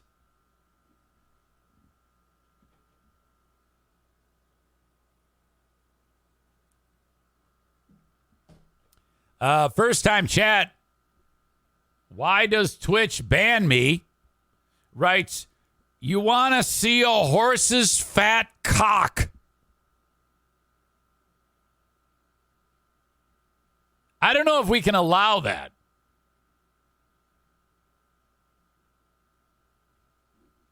Whatever. So anyway, in case you wanted to know, Kodak Black is once again arrested. Do not eat Skittles. Did you see this damn story? I guess in 2016, Skittles said, all right, we are going to get rid of titanium dioxide. Now, I don't know about you, but who would have thought that candy could have something in it like titanium dioxide? None of that term is edible. Titanium dioxide? Isn't titanium like the shit they put on like medical devices, that super hard metal alloy that is lasts forever? Why the fuck does Skittles, why are they made with titanium dioxide? Well, as I understand it, I guess titanium dioxide is added to the formula of Skittles to make them look pristine and shiny and perfect. So you open up a bag of Skittles, which honestly, it could, outside of the poison that you're getting, it might be the most perfect candy. I mean, my God, are those things fucking great. I've not opened a bag of those that I haven't liked. In fact, I'm looking at this right here, and despite the fact that the story is telling me that there's poison in them, all three of those brands, the smoothie kind, and then I think that's like the a tropical fruit kind, and then the old school ones. Holy shit. Absolutely incredible. Well, if you're eating these, you're getting like a mouthful of titanium dioxide. Purple bag Skittles are the best. Corey says the sour ones are awesome. Agreed. They add the titanium dioxide, and then they got busted for it. That's Mars Inc. And Mars Inc. said, you're right. It is a toxic chemical. We're cutting that out. Gives the colors a brighter appearance and is commonly used. This titanium dioxide that is also used to keep you safe from the sun. They put that into sunscreen. You're eating that. Lawsuit was filed Thursday because Skittles said we're taking it out in 2016, and they just said it and just didn't do it. Now, actually, that's something that I would do. Tell you that I'm going to do something, and then just don't do it. I actually do fully support that. If someone walked in here right now and said, Eric Zane, do you want some titanium dioxide? I would say yes. I want to eat that. I don't give a shit what it does to me. That candy is fantastic, and I do not support this lawsuit on Skittles because right now they're perfect. And if anybody fucks with it and changes them, that's going to make me not happy. The lawsuit was filed in the Northern District of California. Plaintiff Janelle Thames claims that Skittle maker Mars is deceiving customers and putting their health at risk over its continued use of titanium dioxide for its candy trademark hues. The suit also takes issue with the package design, which it says hinders the efforts of reasonable consumers to inform themselves. All right, so if there has to be some type of like common ground between the candy maker and the consumers, I'm okay with that. You know, you put in a big, large, colorful font. Now, with cancer-causing titanium dioxide. If it said, now with titanium-causing cancer dioxide on the label, I am okay with that. I am still going to eat it, and don't act like you won't either. I'm sick and tired of everybody saying, oh, no, now I won't do it. Bullshit. You're liars. You're all liars. No one on the planet dislikes that candy. Mars pledged that it would stop doing it, and then they didn't do it. They said they'd do it over the next 5 years. The lawsuit says that Thames purchased a package of Skittles in April of this year, and it still contained the chemical. Now, I don't know if it says it right on it or if they had to test it. Oh, there you go. It says the chemical is also currently listed on the product's online ingredient list, including at major retailers. Well, they're telling you. You just got to read it. Who gives a shit? Mars did the right thing and said, we don't comment on pending litigation. Titanium dioxide, other common uses, paints, plastics, inks, adhesives, and roofing materials. Whatever. Those don't taste as good. The use in foods is more controversial. Safety regulators have noted that the nanoparticles that make it so effective as a sunblock are indigestible by humans. Well, so is corn. So I look in the toilet and I see nanoparticles and corn. Researchers have found its presence in the body has led to a host of health ailments. All right, this might be weird. Including alterations to DNA, damage to chromosomes, inflammation, and death of cells. That sounds pretty flimsy to me. I'm going to need a little bit more information. Can you get specific with me? I feel like I'm in the dark on everything on this story. I'm in the dark with Rick because I don't know what the fuck he was talking about. And I don't know what this is all about. A full ban on titanium dioxide in food products went into effect in France in 2020, and the European Union has a similar policy slated to go into effect next month. Mars has said it would comply with France's law, according to the lawsuit. I mean, I guess what I want to see is I want to see how this changes the product. I mean, if you put titanium dioxide into Skittles and you know, they all look a certain way, perfect and polished, and then you show me a pile of Skittles that doesn't have that in it, I mean, is it going to look like the blood on my back patio from Daisy's asshole from yesterday or what? Is it going to, how could it change it that much? Why would M&M's Mars, why would they risk so much to agree to not put it in there and then put it in there anyway? What the fuck are they doing over there? Thames lawyers are seeking class action status that covers all of Skittles' U.S. retail customers, a number they say is too numerous to estimate. Yeah, well, every person in America. There is not an American who doesn't like Skittles. If you're an American and you don't like Skittles, get the fuck out of the country, you asshole. I rank Skittles almost as high as my favorite candy of all time, Circus Peanuts. I can't tell you, I think I could survive alone on Circus Peanuts. Every time I go to Gemmens, in the aisle, you can get Circus Peanuts.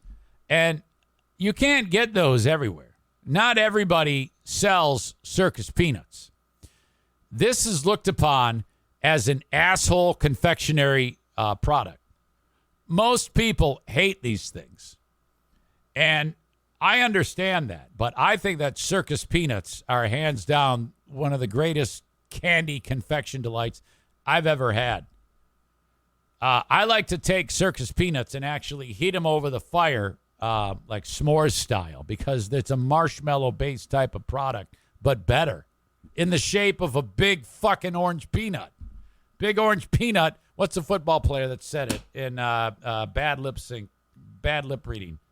The football player that beats the shit out of his kids. The fuck is his name? Used to play for the Lions and the Vikings. It doesn't matter. Skittles sold an estimated $185 million worth of product in the U.S. That's it? I would have thought they would have done that a day. It is the nation's top non-chocolate chewy candy.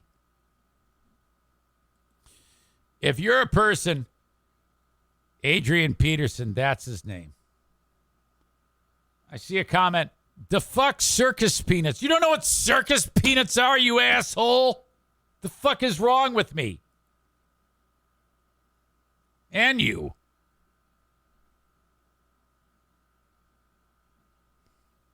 Oh, my God. Great question. Kenny writes Skittles or High Chew? Oh, no. Oh, Skittles. It's got to be Skittles. Because, and here's the problem. High Chew, I have to unwrap them individually. I can't get those in my mouth fast enough. Skittles, I can take an entire handful and just shove the delicious titanium dioxide in my face. Oh, my God. No, Skittles is an absolute treasure. Starburst all the way, yes, but again, I can't open them fast enough. Chris says, what the hell is Haichu? It's a Korean candy. It's absolutely great. You must buy these. Let me show you what they look like, Chris. Do this today. Go buy some Haichu. These right here. You cannot lose. Haichu Wiki. Oh, I'm sorry. It's Japanese. First released in 1975. Just fucking great. All right. Enough. Enough of this bullshit. What the hell is going on here? You can tell it's gotten off the rails.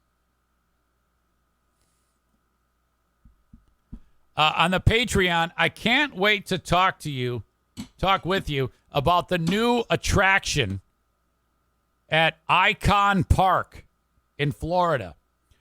Icon Park is the place that the tourists go. That is the place where Black Hodor, the kid that was like 6'10", 400 pounds, Black Hodor went on the ride, and he said, I think I'm too big for the ride. And they said, nah, shut the fuck up. Get in there. And, they didn't even strap the guy in there, and the thing, and the ride goes, 8 million feet in the air, and then it free falls. And then Black Hodor came flying out of the fucking thing, and he crashed down. It was one of the most horrific things that's ever happened in the world. And everybody had their phone out because they all knew he was going to come flying out of that fucking thing, and boy, did he. Terrible. Icon Park is still in business. They've closed down that ride. You can't go on that ride anymore, which, honestly, that's a great marketing thing. If you had someone die on it, there are going to be people that are going to want to go on that ride. So I see them quietly opening that up and changing the name of it to like Murder Ride or something like that. That is a way to make money. People will want to ride on that thing. Keeping our fingers crossed on that. But they have a new thing, and it's a new attraction, and I love this attraction, and I want to play it. But woke people are trying to cancel the fucking attraction now at Icon Park, and it's bullshit. It's absolute bullshit. I cannot wait to tell you about that. And that comes up on my Patreon today, which I am going to start shortly after I get this one done. Okay? That's how we roll on the Eric Zane Show podcast. So if you like my free podcast, this one, okay, there's more podcasting each and every day, and that is how I'm able to pay for the vet bills, which are always numerous when my dog ruptures an anal gland and things like that. So, yeah, that's how I've been able to do what I've been able to do for the past 3 years and almost 7 months. Thank you. Patreon.com/Eric Zane. Irvine's Auto Repair, Grand Rapids Hybrid and EV. If you have any type of car trouble or you have scheduled maintenance in your future or whatever it is, you need to take it to the pros at Irvine's. ER Vines. ER Vines. In Grand Rapids, Michigan, serving all of West Michigan and beyond. They'll ask you, hey, do you need a free loaner car so that you're not busy having people driving you all over the place? Early bird drop-off, after-hours pickup. They take care of you at Irvine's, the #1 rated car repair facility, including all of the dealerships in West Michigan. They are very proud of that. Don't take my word for it. Look at the Google reviews, okay? Constantly re-educating their techs with all of the updated source material to be able to work on any make and model, European, domestic, or Asian. The only exception is Volkswagens. Fuck that. We don't want that German shit. Irvine's Auto Repair, Grand Rapids Hybrid and EV. Find them online, irvines.com. Don't forget about Joe Martinez at A&E Heating and Cooling. 616-516-8579, the heating and cooling guru in the area.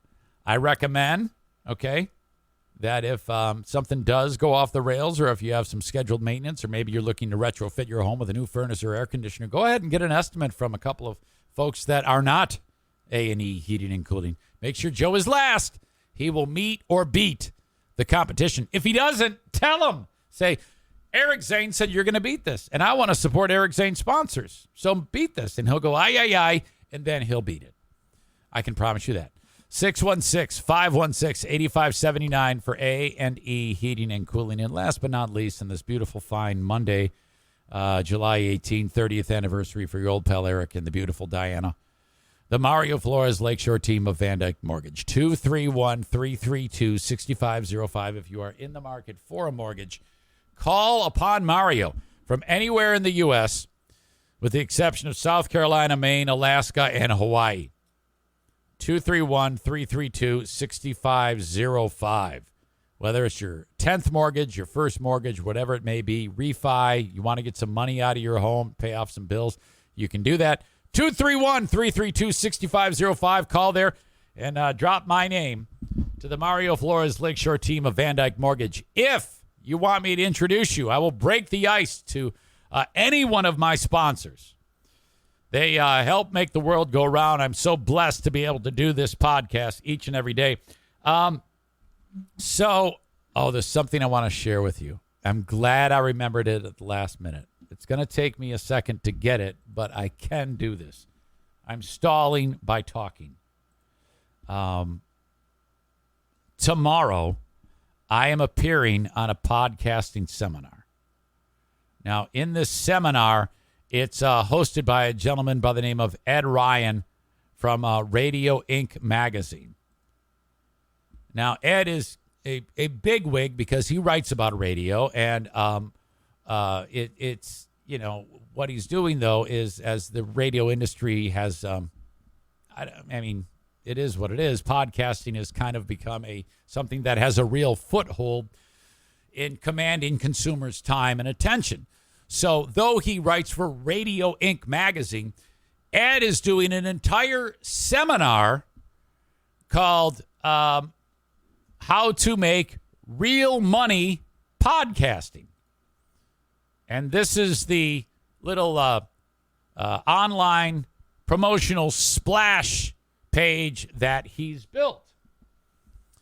And so starting tomorrow and on Wednesday, for most of the day, 4 or 5 hours each of those days, every half hour he has a new speaker that he picks the brain of about podcasting. Now, doing this for as long as I have figured out through trial and error how to do just this. And so he wants to talk to me about that. So people are paying a certain amount of money to watch this virtual event. In fact, you can if you want to. You can see it right here, and I'll include it in the show notes. This is geared more towards industry people, but maybe you'll find it interesting. I don't know. There's a whole host of terrific guests that are speaking. So 9 a.m. to 2 p.m. on those 2 days. I am speaking tomorrow. I'll be from this studio talking to Ed, answering his questions. Now, what I provide is the one thing that I focus on is former radio people. If a person is a former radio person and they've got shown the door, what the focus on what I'm talking about is best practices and how it doesn't have to be the end of creating your content or talking.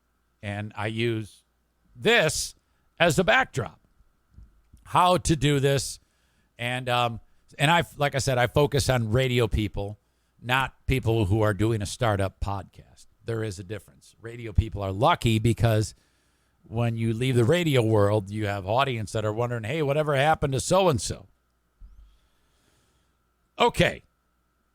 So there's a lot of words here on the agenda, what's going on. You hear Rob Walsh, who is the vice president of Libsyn, which is a podcasting platform. So they're going to talk about whatever. And then Danielle Desser, she's going to talk. Gary Koishi. Michelle Tafoya. You might remember her from Monday Night Football, and I think she is a supporter of a Republican candidate for something in Minnesota now. She's kind of like a right-wing shill now, is Michelle Tafoya. A lot of these people, other podcasters and things like that. But the reason why I bring this up is because it's hysterical. Every single person on here has these terrific looking images, publicity photos. And I also need to tell you that Carl from Who Are These Podcasts is part of this, about how to make money in podcasting. Carl comes to a place of making money in podcasting that's much more difficult than me, because no one knew who the fuck Carl was when he started, and now he does podcasting for a living. But you've got Rita Batista here. I mean, look at this picture of her. She looks amazing. And she founded a Latina podcasting network. So she comes from a place of terrific experience. And just look at her. All of these people look great. Hannah Berner, host and creator, Burning in Hell, another show. This guy, Paul Shantler, director of Podcast Network. How about this dude? Gary Koishi, founder and CEO of Pod Digital Media. This dude, look at this suit this guy is wearing. This guy is a fucking stud. Okay? Tracy DeForge. All right, I might have had maybe a profile, but anyway, she looks great. She is a big wig. It doesn't look bad by any means. Danielle Desser, CEO, Women of Color podcaster. She's freaking fantastic. Okay, how about this guy, Gerard Edwards? He's the CEO, some dude. This guy is he runs Patreon. Avi Gandhi is his name. Look at this dude. Steve Goldstein, I actually know Steve quite well, founder and CEO of Amplify. Nice guy. Okay, now this is where it gets hilarious, because you got all these great-looking pictures, and then this is the picture Carl submitted. Honk. Carl did what I did and had his wife take a picture of him in his studio wearing his own gear. All right. So, but the only thing worse than Carl's picture is my picture. Because you got Dr. Charlotte Hughes Huntley. She's awesome. Dave Jackson, School of Podcasting. Look at him. What's he doing here? He's hosting an award that he won. These are all really, really fantastic people in the industry. Oscar Mary, I don't know, but this is kind of a cool picture. Matt Pinfield. Why do I know that name? Host of the podcast Sound, Sobriety, and Success. Is this a white guy, or is this one of those black guys who has white skin? I guess I don't know. He was MTV? Yeah. I think that's where I remember him, Matt Pinfield. Kelly Roach. Michelle Tafoya. Matty Stout. He's a big guy in the industry. I know that name. Okay. And then the last one. Look at this picture of me. After all of these wonderfully zoomed in portfolio-style photographs, here I am with my tits. Look at those tits. It's no different than an image you're seeing now. If you're listening to the audio podcast, this is fucking hysterical. Jesus Christ. Fuck me. Why did I do that? It's all grainy and blurry. I'm such an asshole. He said to me, though, Ed said, I should probably fucking get him on right now. God damn it. That is embarrassing.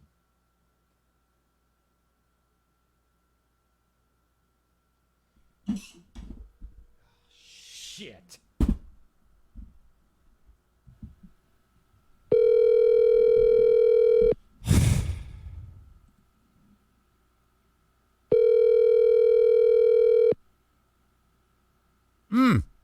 He's going to let it go to voicemail. Voicemail. What is wrong with me? Your call has been forwarded to an automatic voice. Hey, Ed, Eric Zane, I'm podcasting right now. So hopefully no one calls you. Anyway, buddy, this picture of me on the promotional, it's the worst picture I've ever seen in my life. Everybody looks professional, and I look like such a stupid asshole. And it's kind of my fault, but my God, Carl and I both look like idiots. I cannot believe how awful it looks because, I mean, Matty Stout, he looks like $1 million. Everybody looks like $1 million except Carl and me. It's so embarrassing. And my tits look huge. I am really bummed out about this. Okay, I'm looking forward to talking with you tomorrow. I'll block out your phone number. Love you. Bye. Shit. Fucking terrible. Incredible. All right. It's time for the asshole of the day. Who is it going to be? Anybody have any suggestions for the asshole of the day? I thought today went great. I just love today's show. You guys were awesome. Asshole of the day, who can it be?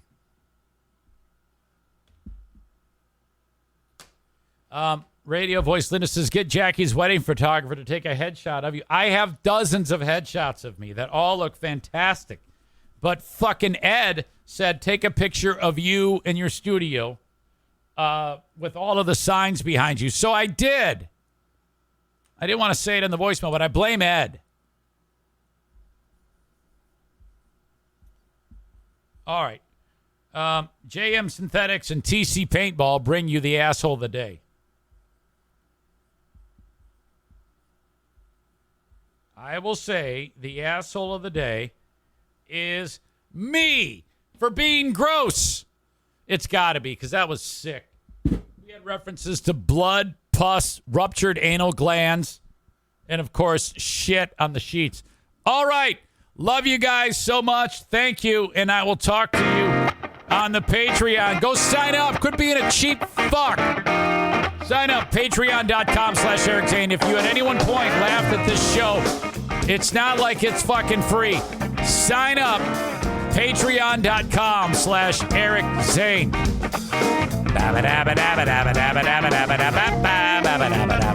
Till next time, thank you, folks. Bye-bye. All right, I'm back.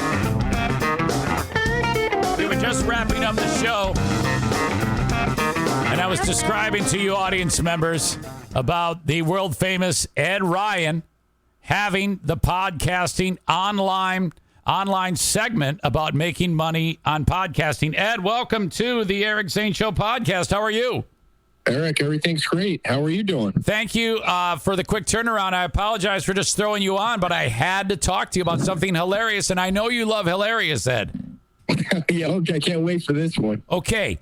When I was when you, like months ago, you said, Eric, I want to do this year. I want you to feature you on this year's How to Make Money Podcasting seminar. And I go, oh my God, this is awesome. I'm excited. And you said, I want you to take a picture, Eric, of you with all the signs behind you in your studio, right? Right. I remember. So I sent that. And then I looked at the promotional piece that has been mailed out so people can sign up, and everybody looks like $1 million. You got Matt Pinfield, Michelle Tafoya, Matty Stout, and everybody's got fantastic headshots, and I look like a fucking asshole. It fits perfectly then. Oh my God, Ed, my tits are so huge. Dude, what happened to you? You were training, you were an athlete, you were running, you were doing marathons, and now you have man boobs. What happened? I don't know. It's hysterical. But and then Carl, who's just like me, a ham and egger, he also looks like a fucking asshole. And all the radio people. I know it. It's so great. It is fantastic. It's hysterical. And so I did a whole segment on my show. I did the share screen with the audience with the beautiful pictures of all these really attractive people, and then me and my tits. Well, you have to be diverse these times. So you have to have ugly people like us, and you have to have pretty people. Otherwise, you get canceled. I'm telling you, you hit it out of the park with this lineup. I thought last year's was great. This year's, except Carl and I, is even better.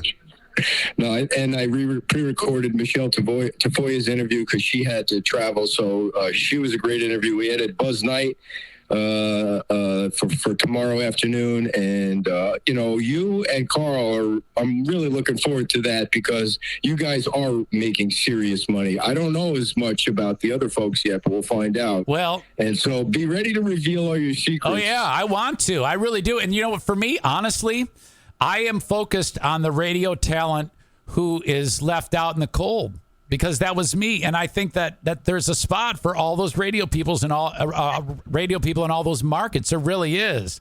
I talked to a fella in Manitoba. I don't want to say his name because he's kind of keeping it under the radar, and been having long discussions with him about this exact thing that I'm doing. And I said, "There's no reason why you can't do this." And that's what I'm trying to impress upon radio people, that there is a way to pick up the pieces and keep moving, and that's what I want to focus on. Man, you are 100% right on that. The difference is you have to put the work in, and it's clear you've been doing the work and willing to do the work. And unfortunately, a lot of radio people are used to going in the studio, flipping on the microphone, and collecting their check at the end of the week. It's a lot more work than that when you're on your own, as you know. The two hardest working people in radio are not in radio, and they're in Michigan. Drew and me. That's right. I'm probably making a crap load of money. Well, it takes a lot of effort and a lot of time, but it beats fucking digging a ditch. And I'll tell you that right now. Are you going to have the dogs in the picture tomorrow? Because you got to have the dogs in the picture. That is absolutely has to be the dogs. People love the dogs. So that is definitely going to happen. All right, man. Well, I'm looking forward to our chat tomorrow at 1 o'clock. Okay, I'm looking forward to it, too. I talked to the audience about it in case they actually want to see how this happens, because frequently I'm doing the talking, but you leading the show and asking the questions might be something new for them. Yeah, and I will send you 5 comp views if you want to send them to any of your listeners to watch. I'll send them to you right after we get off here. Oh, I appreciate that. Thank you so much. I will send them off. Okay. All right, man. Okay, thanks, Ed. Talk to you. All right. Bye. Oh, that worked out wonderfully. Absolutely in a wonderful way, because I was getting ready to bail on today's show, and then,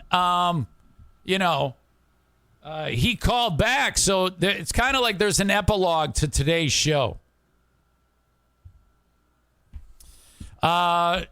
Show bro Michael 91. My God, there's all sorts of new names on here on Twitch, and I can't figure out if it's people who don't want me to know who they are and they have new names, or it's new people signed up. I'm not sure, but whatever. I don't give a shit.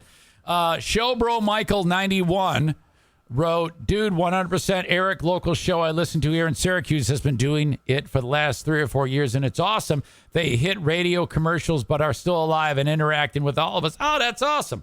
Also, once COVID hit, one of their guests, who's a local singer, actually toured and played with Brand New Sin with their lead singer, ended up going to Twitch and is making a living off of it now. Oh, my God.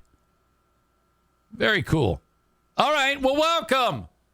Welcome to you. All right, that is officially it. Till next time, folks, thank you. Have a good one, and bye-bye.